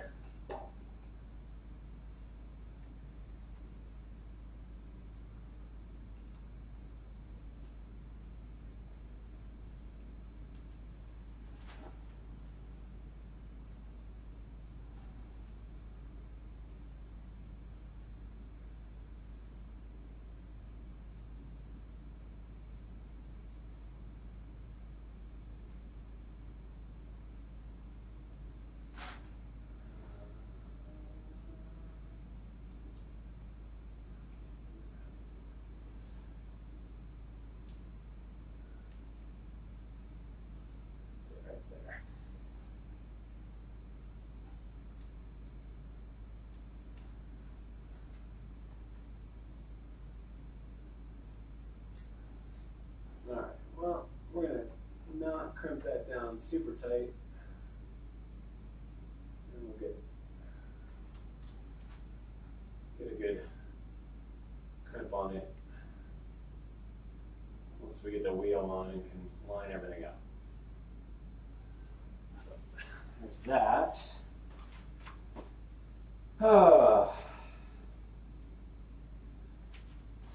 does that, then we gotta put that cassette on, so we can put the chain on. Dope.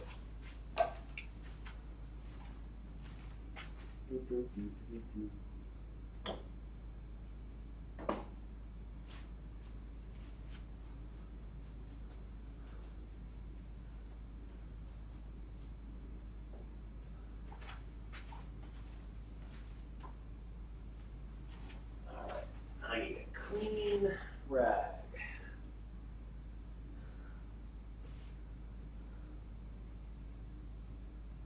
Kind of oxymoron. Probably doesn't exist in this house.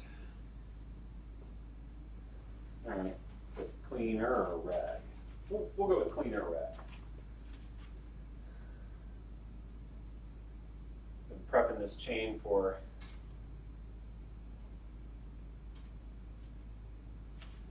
when did I cleaned and greased it on Sunday?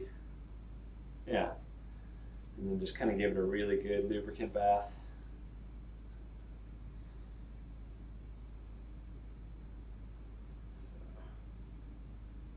Nice black chain to match all the other black drivetrain. You gotta figure it's gonna turn black anyway, right?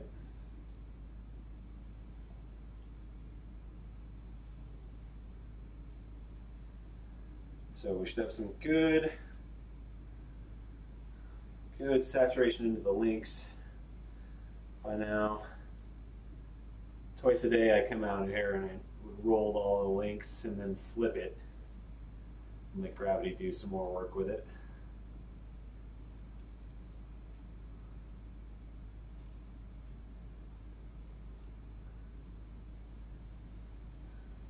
So now,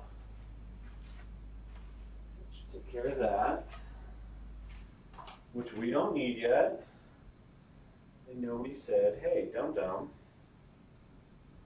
you don't need that yet. So back on my little homemade chain holder it goes. No.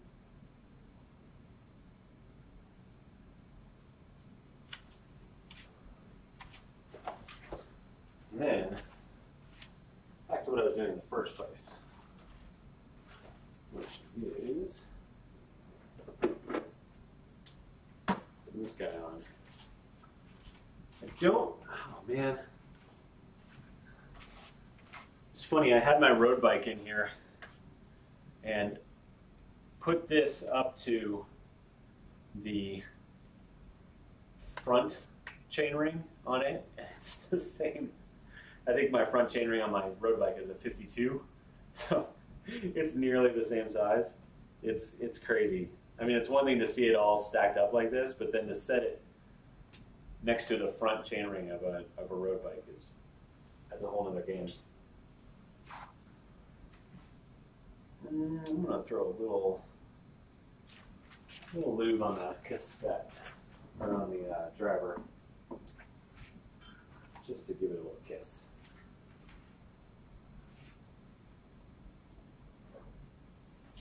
Yeah, James, I've done the whiskey 2 years running now. So I did it in 2016, and then I did it in 2017. I am not going to do it this year because I'm going to do the, oh shoot, what's it called? It's not Rage in the Sage. It's a 60-mile race at Hartman's, which is where I just posted my latest ride video from. Kind of along the same style as an Epic Rides race, where you start in town. So for this one, you start in Gunnison, and then you ride out to Hartman's, and then you do a couple laps out there for 60 miles. And then before that, I'm going to do the Silamo's Revenge out in Arkansas. So this year, the only epic race I'm doing is the 24 hours in the Old Pueblo in a couple weeks.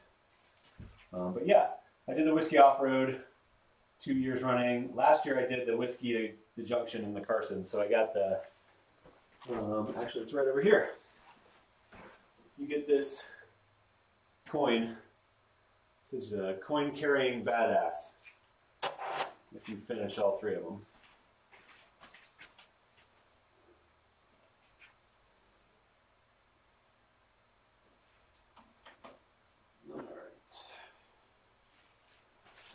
Driver, cassette.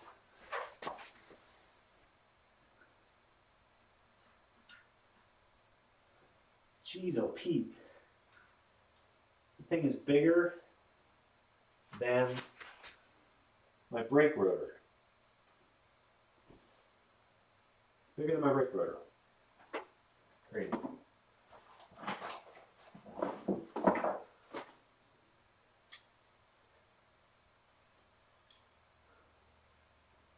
Gunnison Growler, that's it.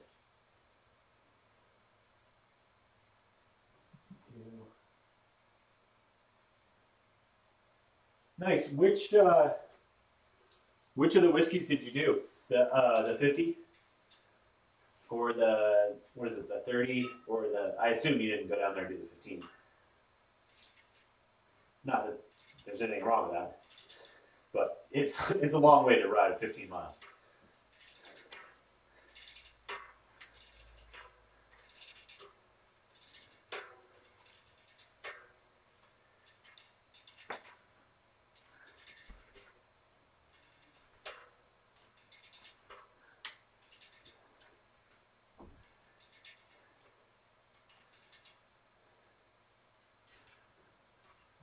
There you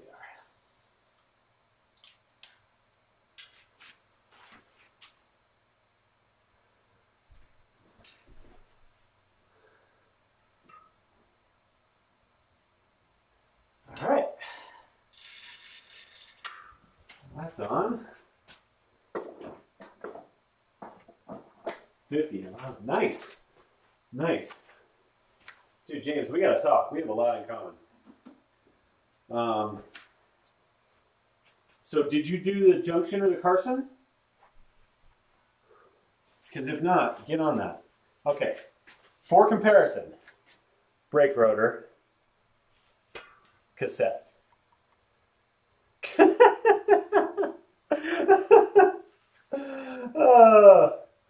I might actually have to start listening to people that tell me to put a 180 on there.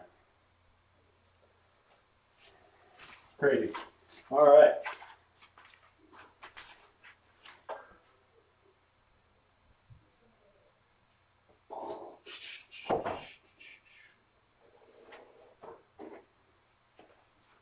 My through axles got lost for a second.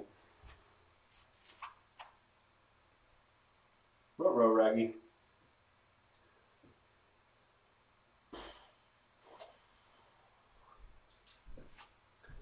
Note to self. You cannot fit your cassette while your brake block's in if you're going to keep your rotor on. So, bummer for me, I got to pull my rotor off. Where did I put that 25? Do you guys see where I put it? There it is.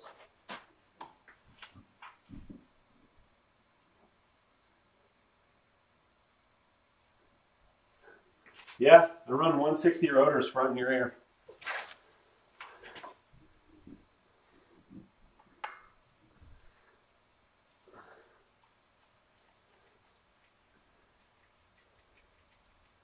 How was the Telluride 100, James? That was one I was looking at for this year, but I am going to be doing a road trip at that time. So I think that it won't work out. I'm trying to work my way up to those 100-mile races. I have no interest in doing the Leadville 100. I've done 100-mile rides on my road bike. I got no problems with that.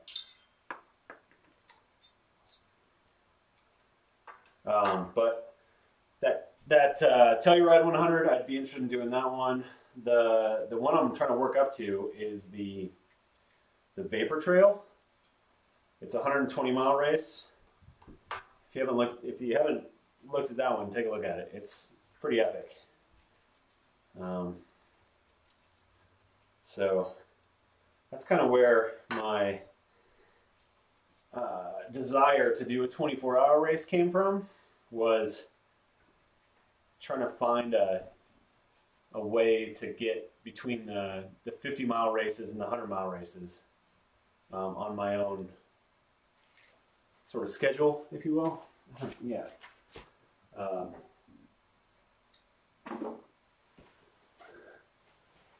So, now that's off, we can actually put the wheel on. Yeah. I thought it was the 120, but is it 125? Vapor 125, he says.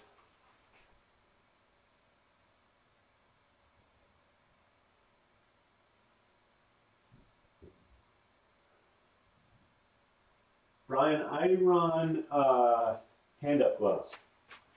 I've never tried the Tasco ones. Sean, who has the Horns High channel, he runs those Tasco gloves. He likes them a lot.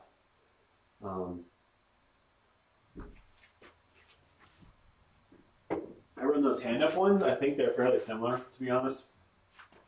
I'm sure they would tell you something different, but I think they're fairly similar.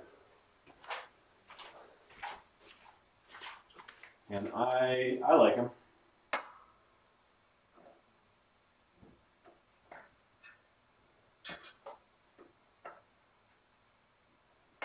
Okay.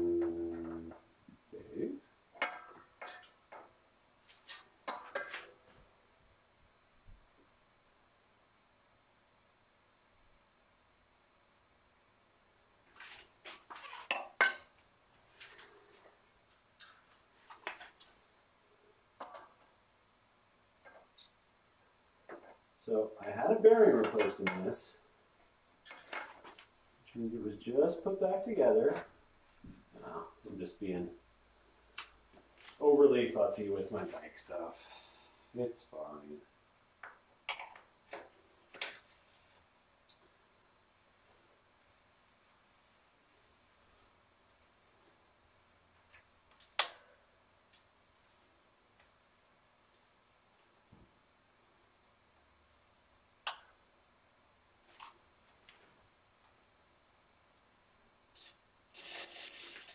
All right.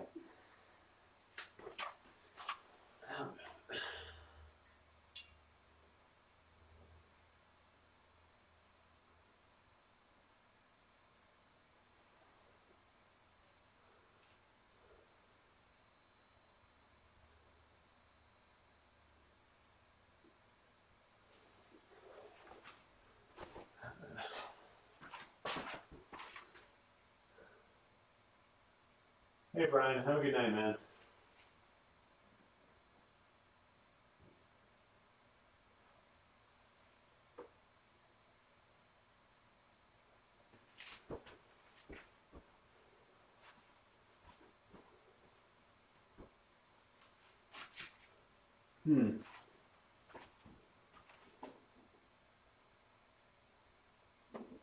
James, is the Elephant Rock that one down in Castle Rock?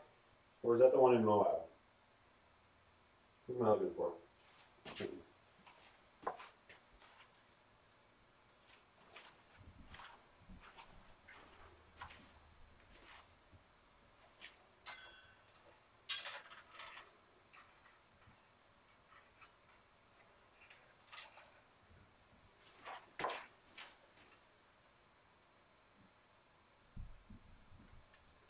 Yeah. It's supposed to be a lintless cloth. It appears it was not.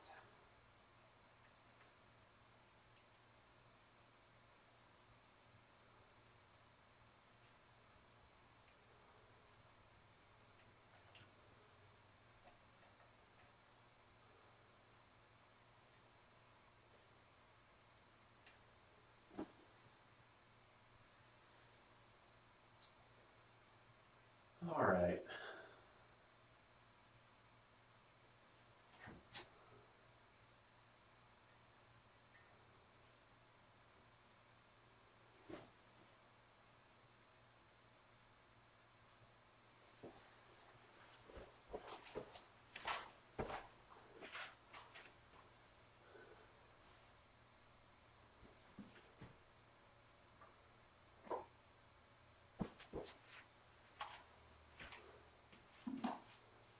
I don't remember the order of operations for this. I haven't done a full new chain from scratch in a long time. When you replace your chain, or you replace any component, you can just reference the old one. But with this, you can't be doing that.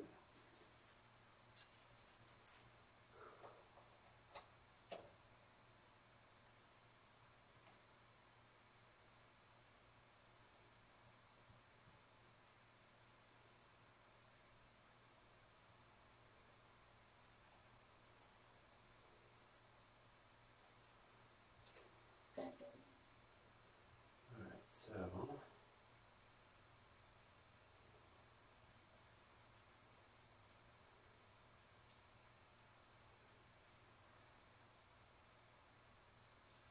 yeah, this is weird.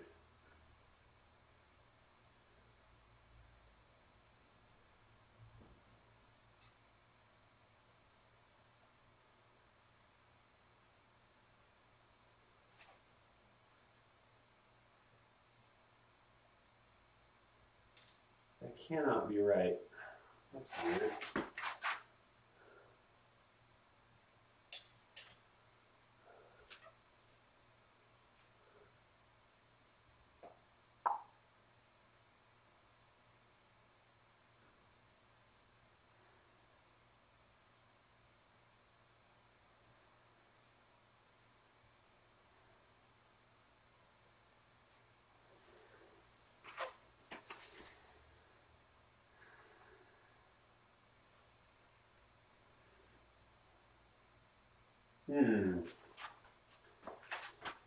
Well, it might be manual time.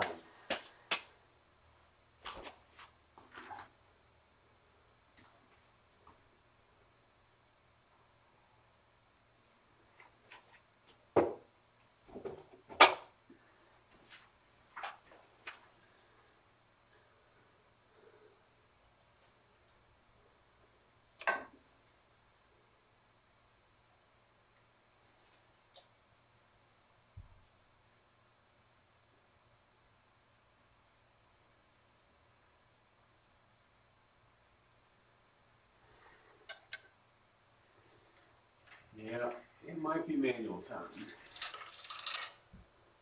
And if I remember right, you actually need to set some stuff before you put this guy on. Back on the hook you go.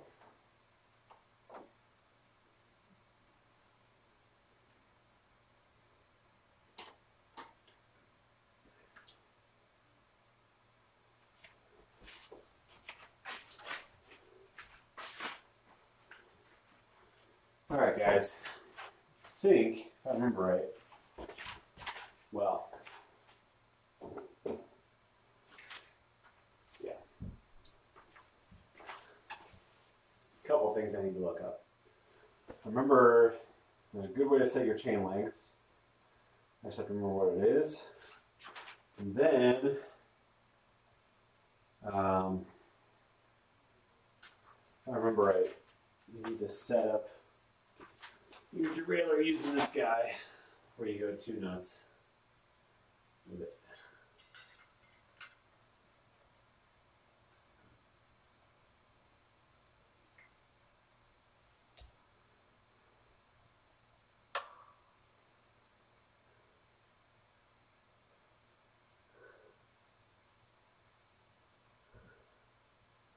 Oh yeah, but you need a chain on it to do that. So, all right. I am going to grab a tablet. Actually, I can just use my phone. Hang on. Sorry, this isn't going to make for very good streaming, but it's what we're doing. All right.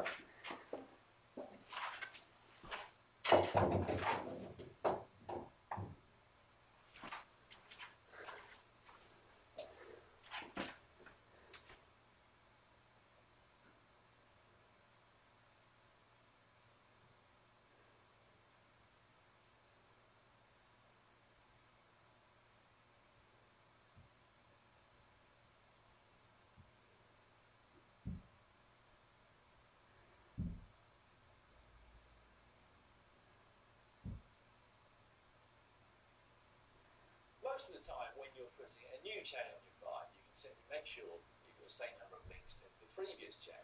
However, what happens if you're putting a bike together from scratch and you don't know how long a chain should be? Or maybe you don't even know if your old chain was the right length. Well, we're about to shell them throughout. One front neck is up on the big chain ring. Thread it, firstly, around your biggest sprocket there at the rear wheel, then through the front neck, onto the front chain ring, thread it all the way around. A tendency will be for it to drop off the big sprocket at the back. We need to make sure it's on every single tooth it can be on, and the same goes for the front chain ring. Then pull it tight, find the closest matching link. So for us, that is just here. So we've got an inner and an outer one just there. At that point, we then go one full link down. So for us, that's from there to here. And we can break that chain ring there. However, it's slightly different for us because we're using what is called the power link to join together as opposed to a pin which we would use on some other chains. So we go one back to here, and that is where we're going to break it, and that will give us the optimal length of that chain. All right, that is a method I've used before. That worked really well for me in the past, and that's what I'm going to do. So, what they have you do is, one, get all your tools ready. Goodness knows, it sucks to not be ready.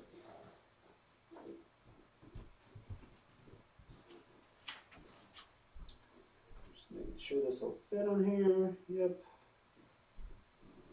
Try that out. Sure. I have the oldest, jankiest chain brake tool, but it still works, so it's still usable. Yeah, James, the problem is that my last drivetrain was a 30 tooth to 42 tooth, base to base. And so just measuring against my last chain isn't going to work. Usually, measuring against your last chain is exactly what you want to do because you'll know that it worked in the past. But since everything is new on here, we have 32 tooth up front, we got 50 in the back, we got a longer cage, everything is different, everything is fun and new.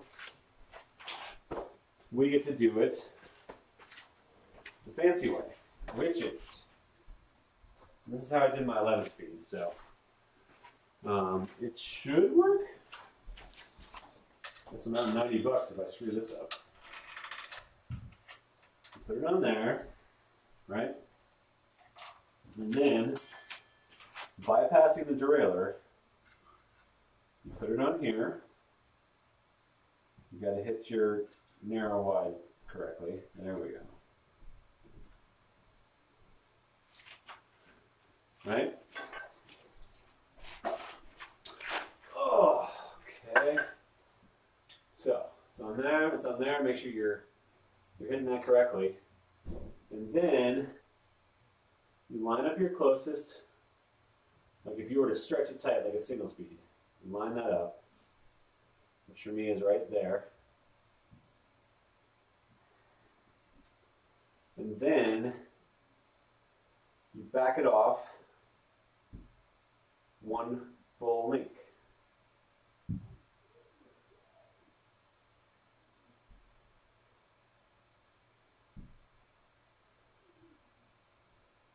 that's narrow on that side. So then I go. So for me, the next full link would have been a wide, but because we're using quick links, we need a narrow. So we go 1, 2, 3 pins back, and that's where we'll break it. Just double check.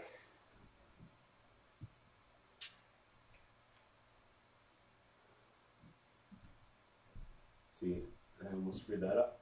It wasn't on the bottom of that.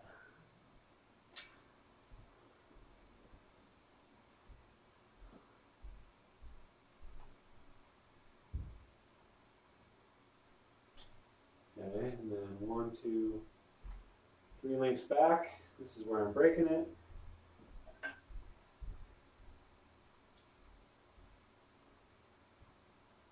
So we go ahead and mark it with this guy right here. Ooh, son of a. Oh, good. It scratched it. Okay. And measure it one more time.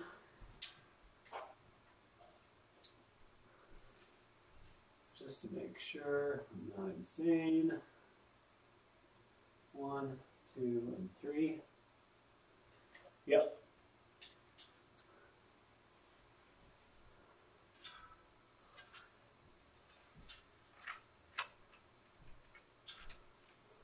So like I said, I've done that method before. It worked out for me on the last bike. So where do you go with it again?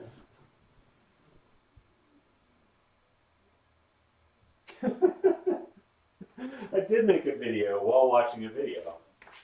Yes, sir, I did.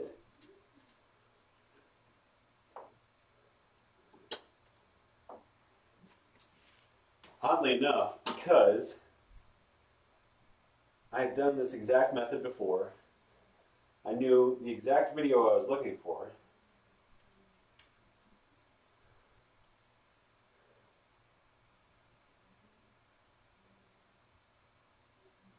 So it was easy. All right, let me just make sure here. That's narrow. That's wide. See? Oh wait, no. Yep. All right, we're good to go.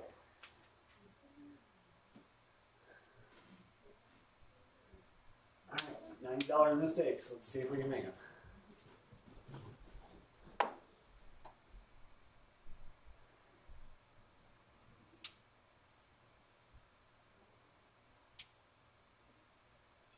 All right.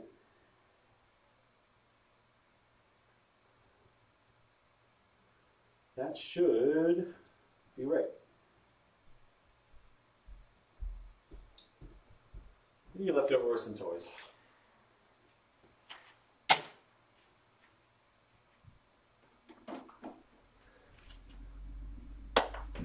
Back in the day, we would save that, use it to fix chains, but can't do that anymore. All right, I got the quick link.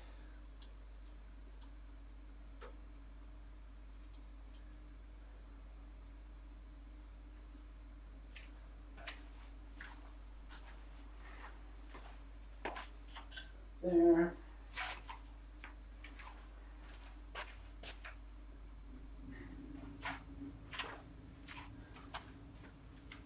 All right, well, nobody screamed their head off while I did that, so I'm not going to get busted.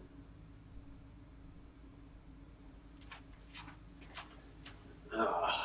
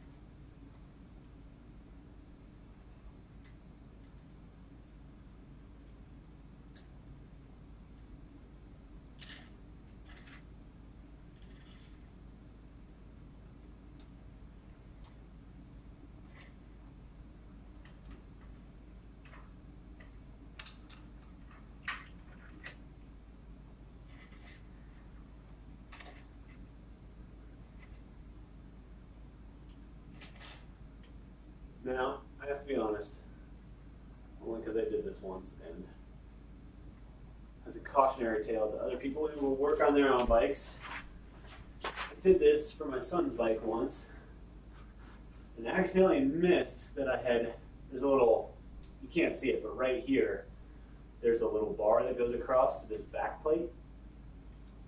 And on his bike, I accidentally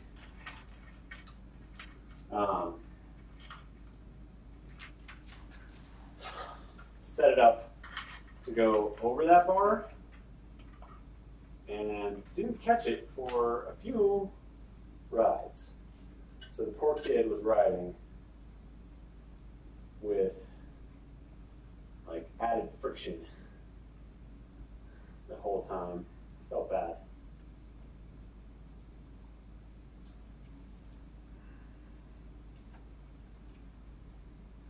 All right. Quickly goes in. They're all curved and fancy now. I'm gonna go buy a spare today to carry with me, since all my spares are 11 speed.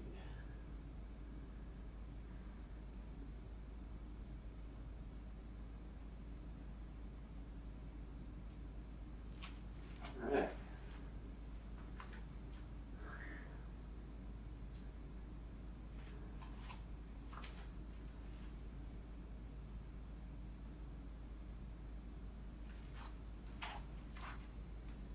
Now, usually tire on here to help you with this, but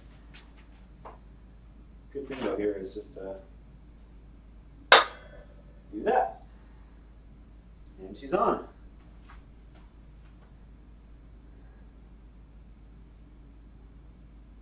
Yeah, good bingo. Whew. Okay, chain's on.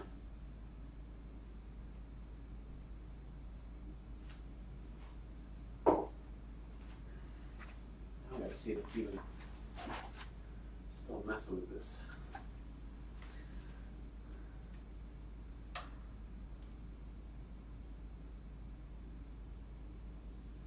It still hits that.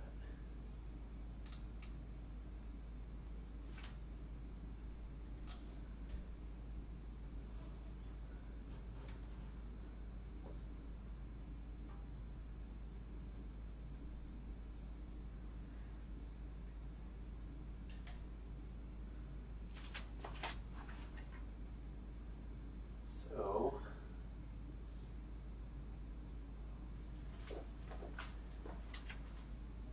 I guess that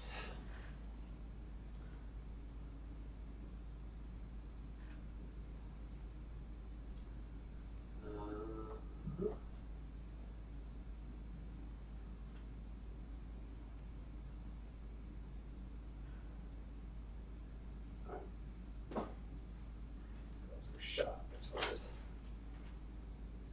pulling this cable.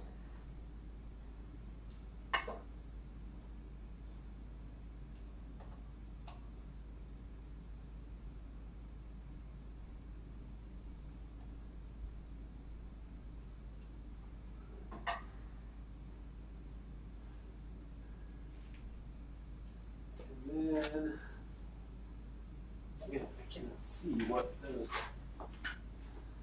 bolts are.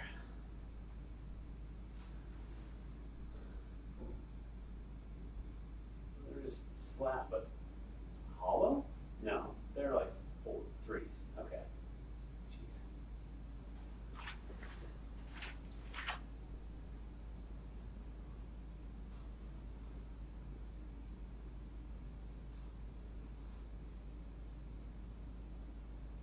No wonder. The lower is completely blown out. Alright, no wonder. That makes a little more sense now.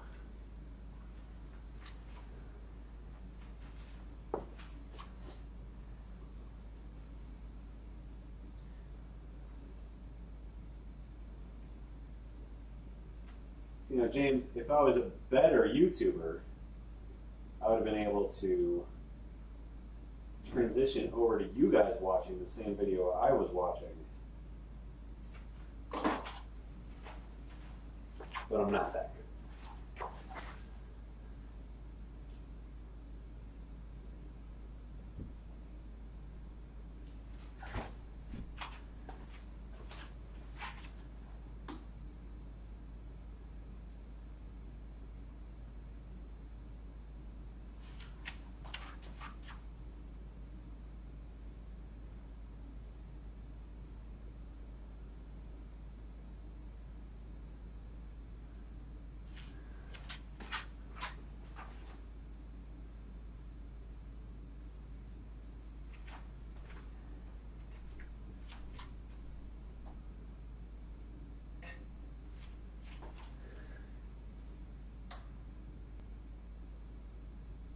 Quite.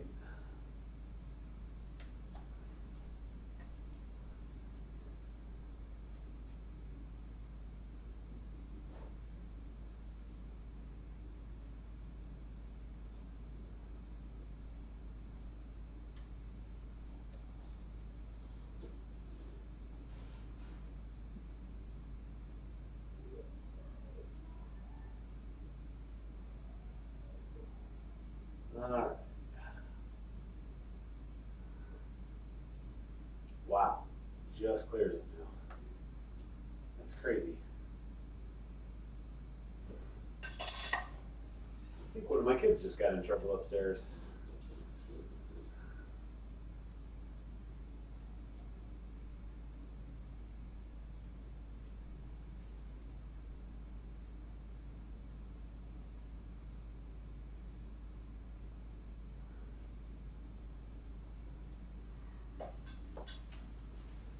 All right. It works.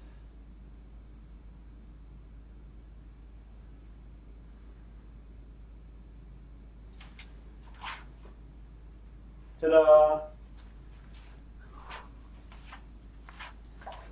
Obviously it's not fully set up yet, but it's short enough.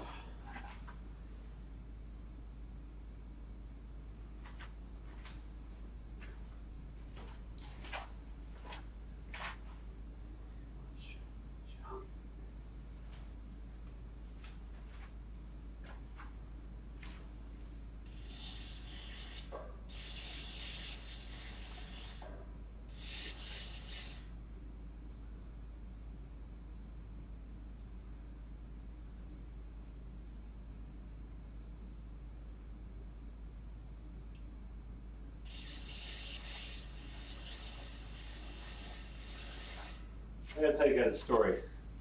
I had thought about trying to set this up with a waxed soaking of the chain. I don't know if you, so they have wax-based lubricants, right? But you can also just get wax and put it in a crock pot and melt it, paraffin wax, and soak your chain in it, pull it out, break all the wax off, and run that as a chain lubricant. And there's been a lot of hype about it in the last couple of years, and I wanted to try it. So I read up on it, and it was like, I was like, all right, that's going to be the plan for this bike. Now the whole drivetrain's clean. Now's the time to do it because that's what you need it to be, a clean drivetrain. And I started reading about it, and find out that, well, I didn't find out, just sort of as I'm like working through like, okay, I'm gonna have to do this, I'm gonna have to do that. And I remember like, oh yeah, I'm gonna have to break the chain every time I want to do this, which to be fair is every 300 to 400 miles, depending on your wear and tear. But then I remembered that for 12 speed, you can't reuse the quick link even on the same chain. So that gets a little pricey if I'm going to have to throw away and buy new quick links every time I want to lube the chain. So threw that plan out the window. I am going to do it on my road bike, and we'll talk about that when I do it.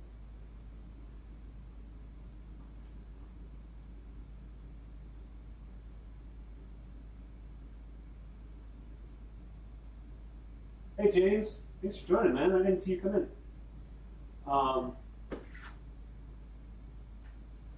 Yeah, collects grit. You've tried it. It collects grit. I've heard you just wipe the grit off, but are you saying that it collects grit and it during the ride and sort of detrimental to the ride? All right. Before I get off on too much of a tangent, well, we're going to leave that about 1,000 more times. We're going to tuck that in there.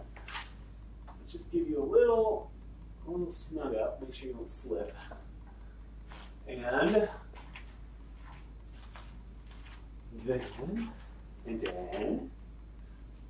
do a little shifty shift. Not too far off. All right, before I get too far up this block, keep an eye on that B screw.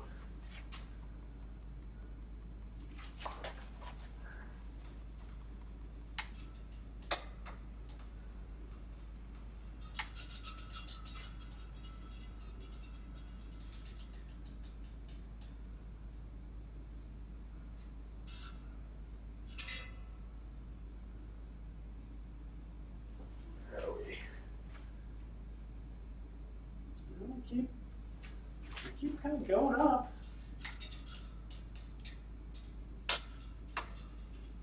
That was it.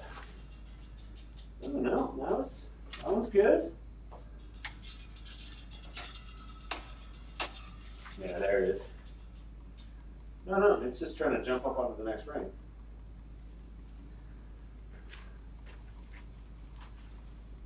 Interesting.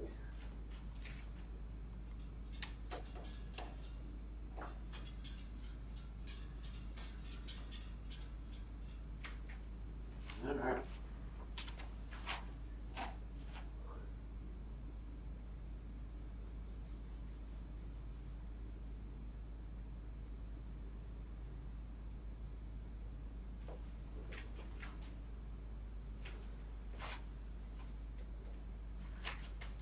All right, went all the way up. We're getting that far.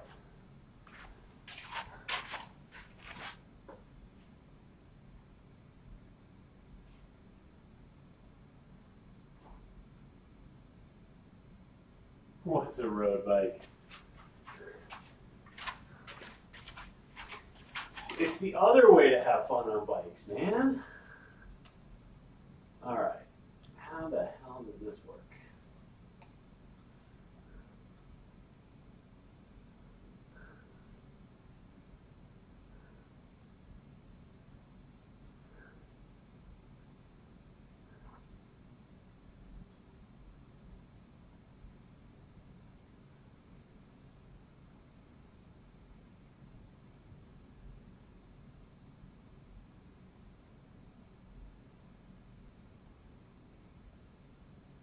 All right, so it needs to actually come down. Interesting.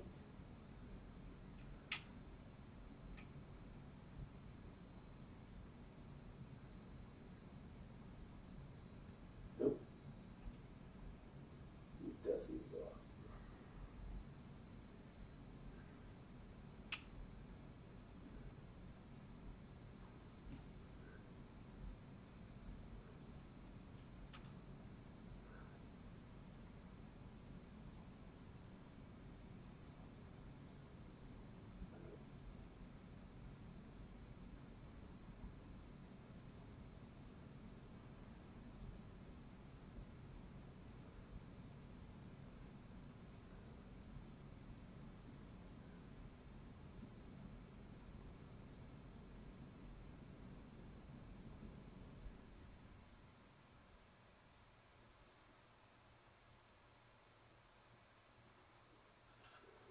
All right, I think that's a B screw.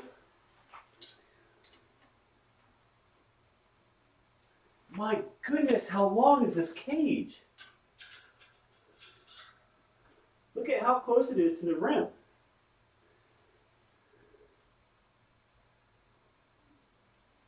Wow. It's trippy, man.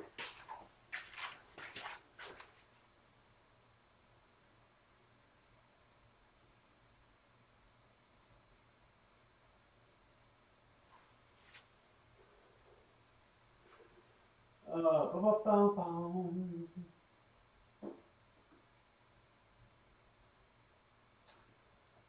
Yeah, I don't have a propane torch. I wish. You know, I was just asking people last night if anybody's ever done that. The slick way to sort of solder the end of these. What do you do? Is it a solder, or do you just use a propane torch to melt them all together?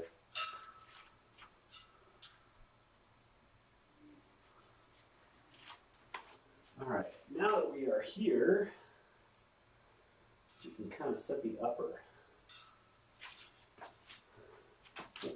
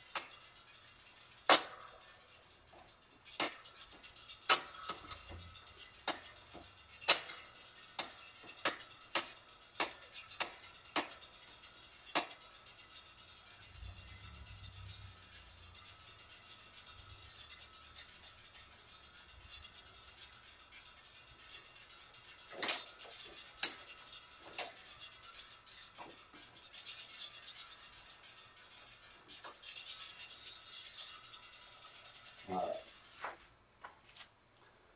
So that upper needs to come out.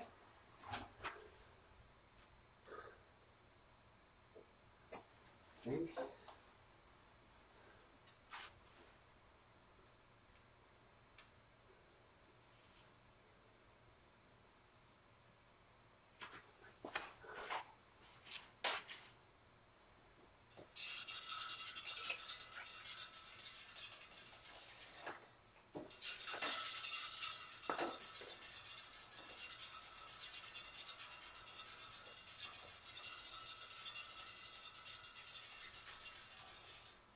Here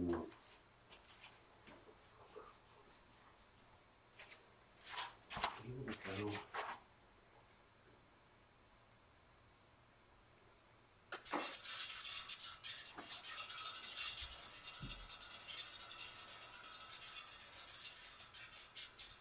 It just won't stay there.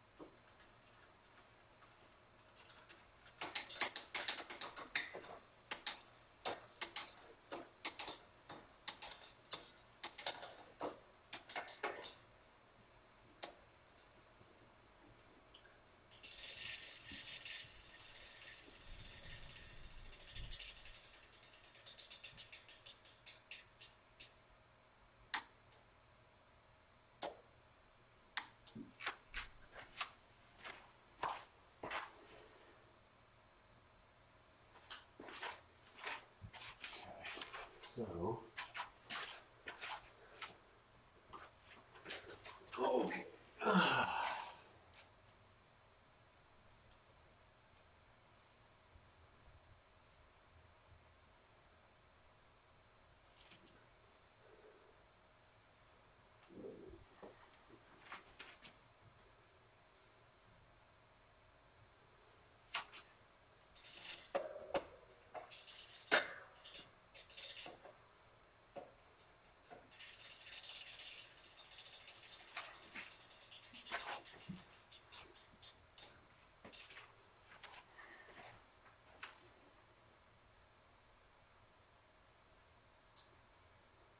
Torch to melt it.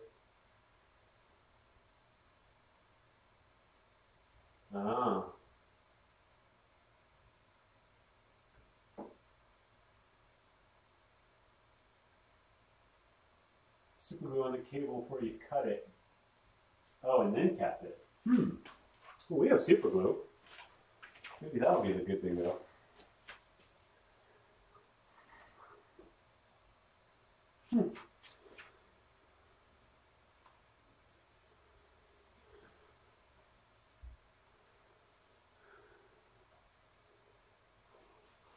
Guys, I'm excited. We're getting there. I don't know what time it is, but we're getting there. 2.5 hours. Okay. Is it in? Right.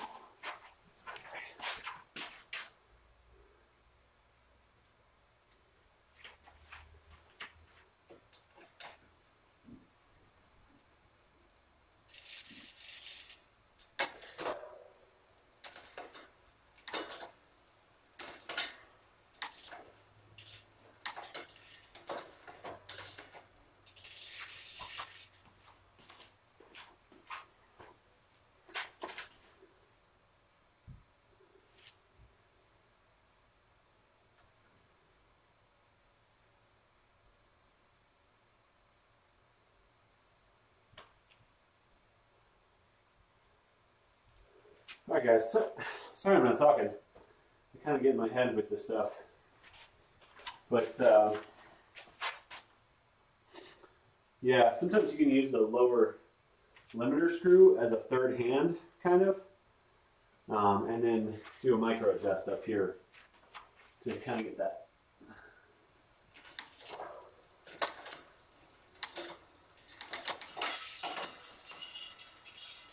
Wow.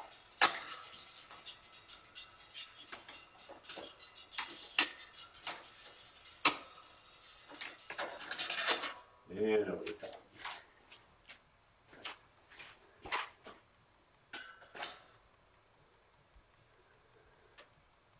Clearly, I didn't get my upper limit right.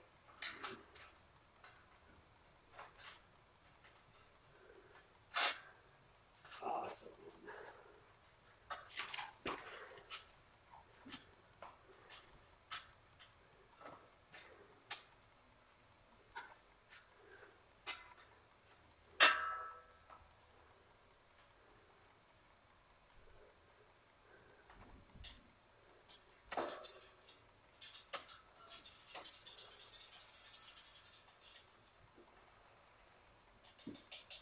Okay, so upper limit's got to come down for sure.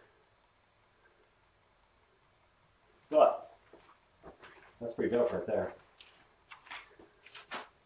Okay, so upper.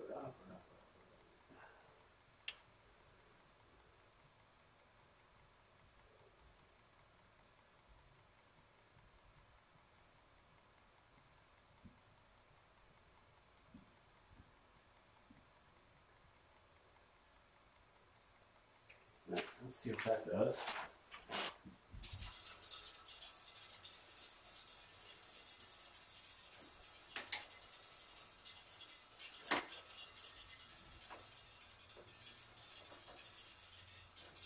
Hey!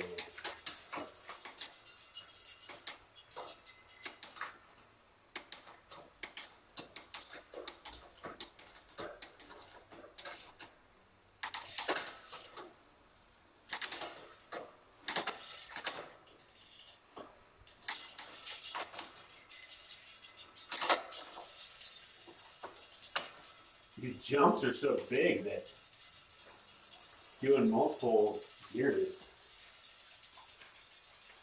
has a weird cadence feel to it. That's pretty good. Doesn't help that the tire doesn't have any momentum with no tire on there. The rim. All right, super glue, huh? What do you guys say? Should we try it? Super glue. Dot super glue on the cable before you cut it. Then cut it. Now the question is, did they let it dry? All right, I'll be right back. I'm gonna go get super glue.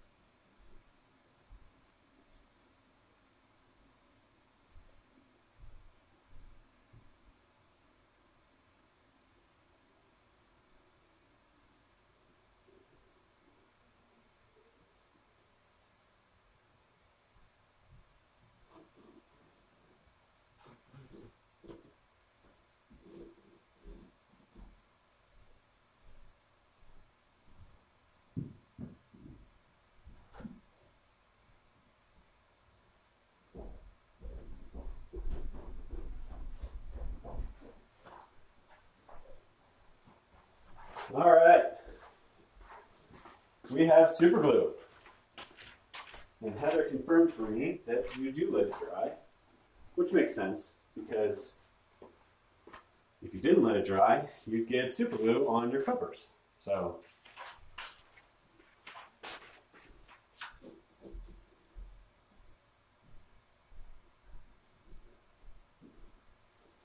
last two are pretty noticeable. Yeah, James, I mean, it's, yeah. With the one-by systems, I think that's just what we're going to deal with in the big jumps. Having a good, I guess, range of cadence is probably going to be a skill that gets more and more beneficial. All right, so if I was to cut you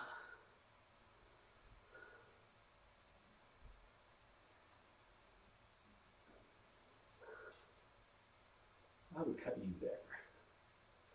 So Heather says, put a dollop of super glue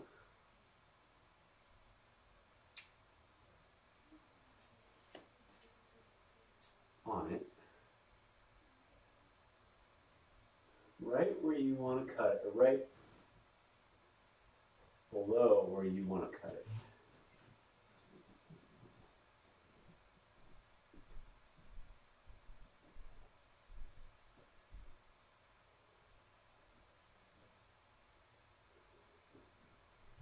And then let it dry.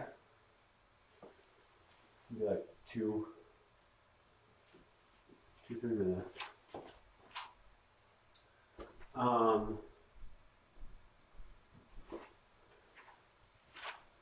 we do that, let's go ahead and just double check we've got everything tightened up where it needs to be.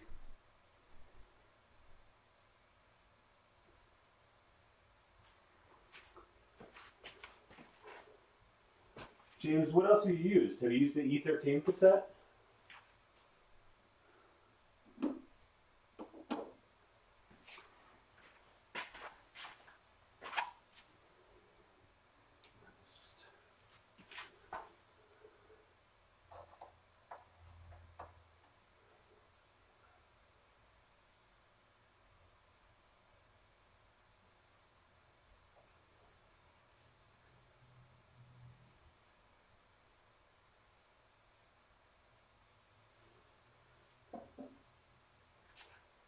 All right.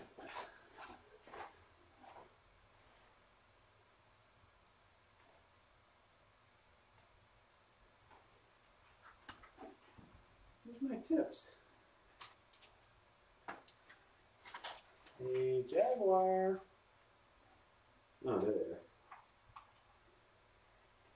All right.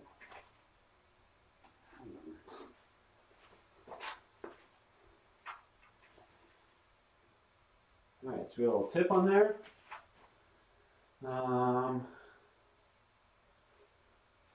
You know, we could put the pedals on while that dries, just to make doubly sure that they're on there. I actually think that's an 8 as well.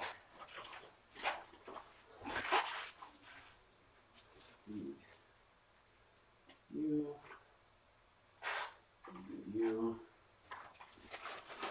I had these sent back to Time to fix an issue I had with them.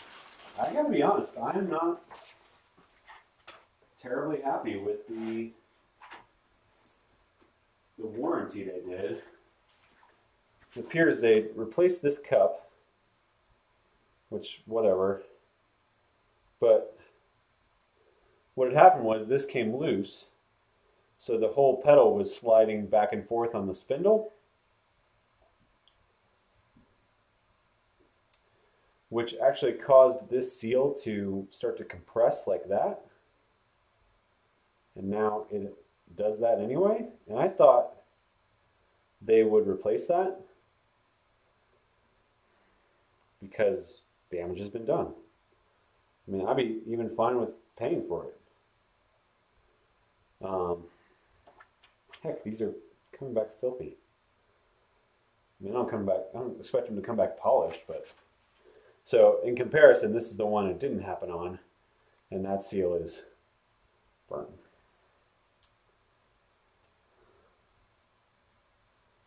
So now my concern is that all manner of grit is going to get back behind here.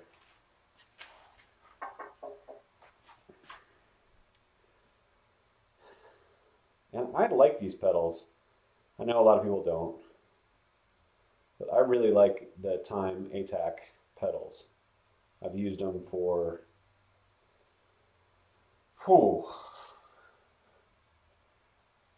since the late 90s, I want to say.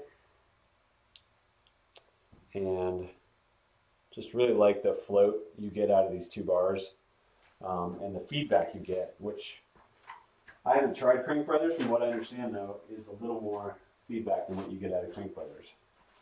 Which, from what my friends have told me that run them, is kind of no feedback. Woo! Everybody's back now. Heard E13 was fast. All right. 11 speed 42 and a 46. So the 46, you must have just done the aftermarket 46 from Wolftooth or something.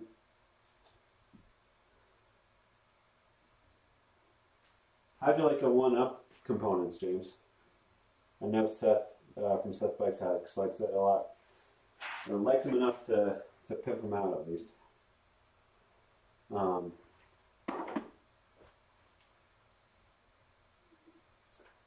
Seventh pair of Time pedals. I mean, we can go around the house and count them. And therein lies the problem. Because I have 1, 2, 3, 4 bikes that I put clip those pedals on, and humble brag, and once you do that, like I don't run road shoes and mountain shoes. I don't got time for that. I run one pair of shoes. Ain't nobody got time for that. So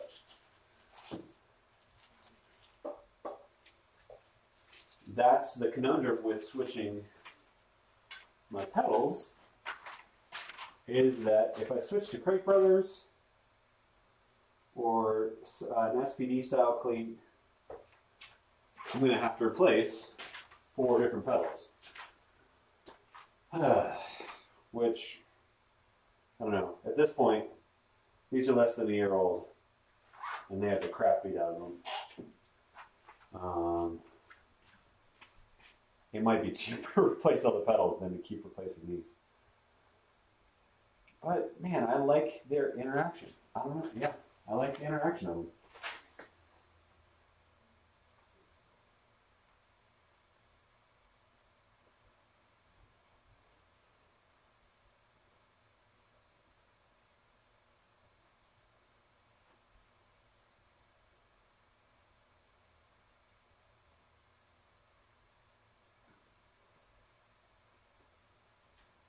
Crank Brothers are cheaper. But what do you think? So you run Tonnage and Crank Brothers. What do you think about the foot interface? Because that's what I've heard, is that the interface with your foot is nowhere near as nice on the Crank Brothers as it is on the, why am I missing a, there it is, as it is on the Times. And I really like that interface.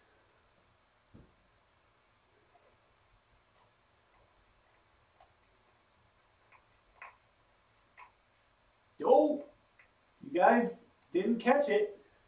What did I forget? What did I forget?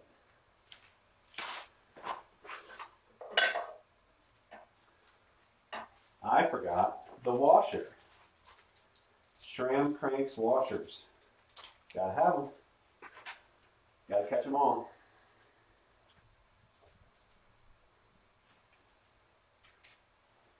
All right.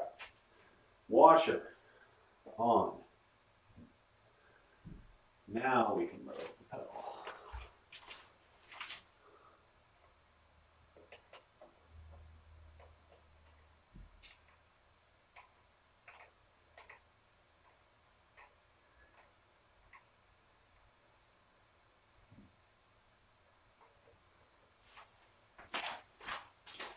Cool, cool. Come on, where are you?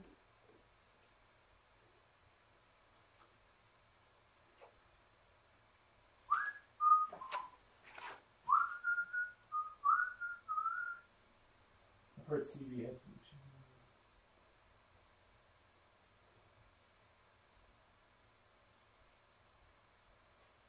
Ooh.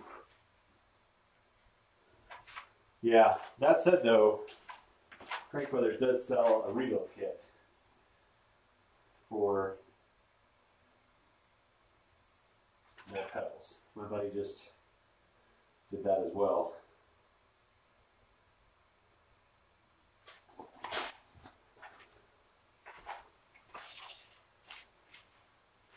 Yeah, I don't know. I think I'm just going to keep suffering through time.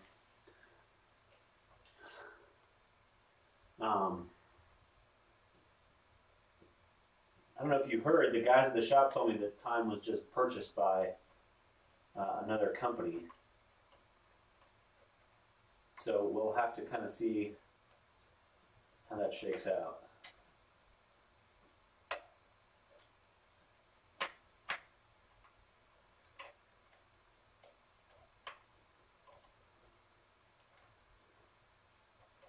these don't feel too bad after the rebuild. I'm just not super excited with the small amount of effort that was put into it.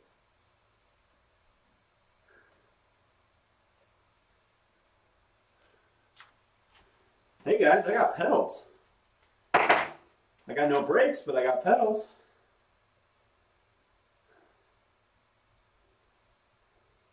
What do you guys think? Super Glue's got to be dry by now, right? Right? Right. Right?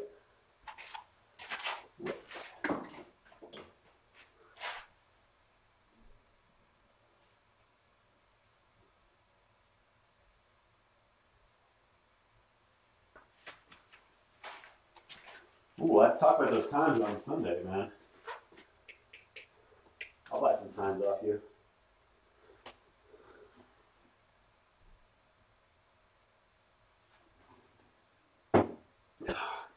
Of course, it's not like I have avoided pedal strikes with these. If you've watched any of the videos.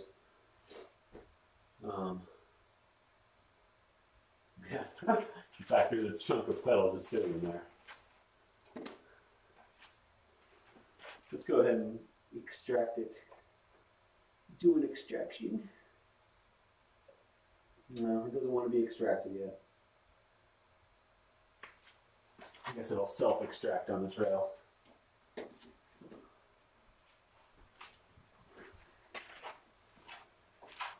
All right. So, we got our super glue. It's not an obscene chunk, but we will see how well it works.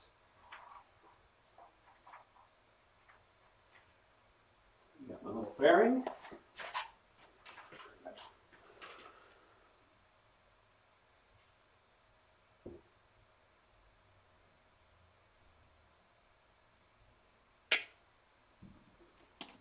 Well, it didn't blow up.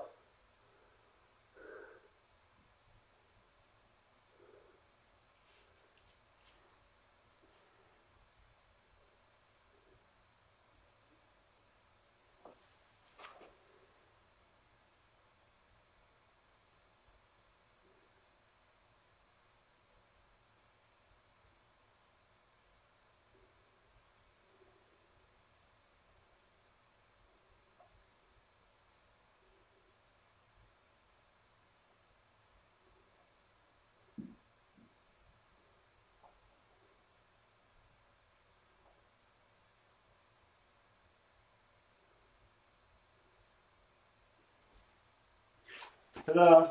Cool.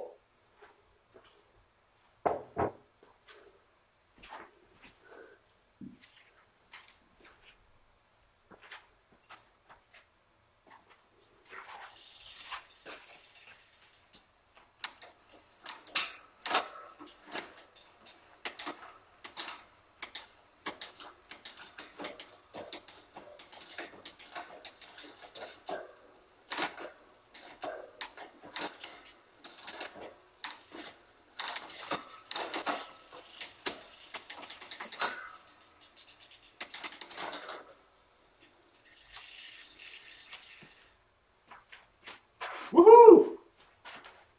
That's a drivetrain. All right. We got brakes on. They got to stay on all night. And, I mean, I can do the tires, but do you guys really want to watch me blow up tires? So I think, with that, did you guys have any questions?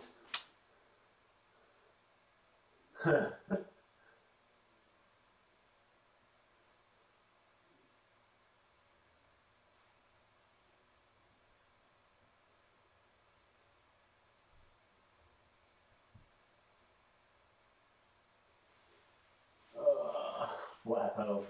You know, James, I'm going to do some flat pedals pretty soon. Not permanently, but I am going to learn how to properly manual and properly bunny hop on them because I never did that. So that's definitely on my to-do list. But anyway, Eagle drivetrain installed. Brakes are ready to go. I think we're going to call it a good night, guys. thanks for watching. I really appreciate it. And you guys have a good night.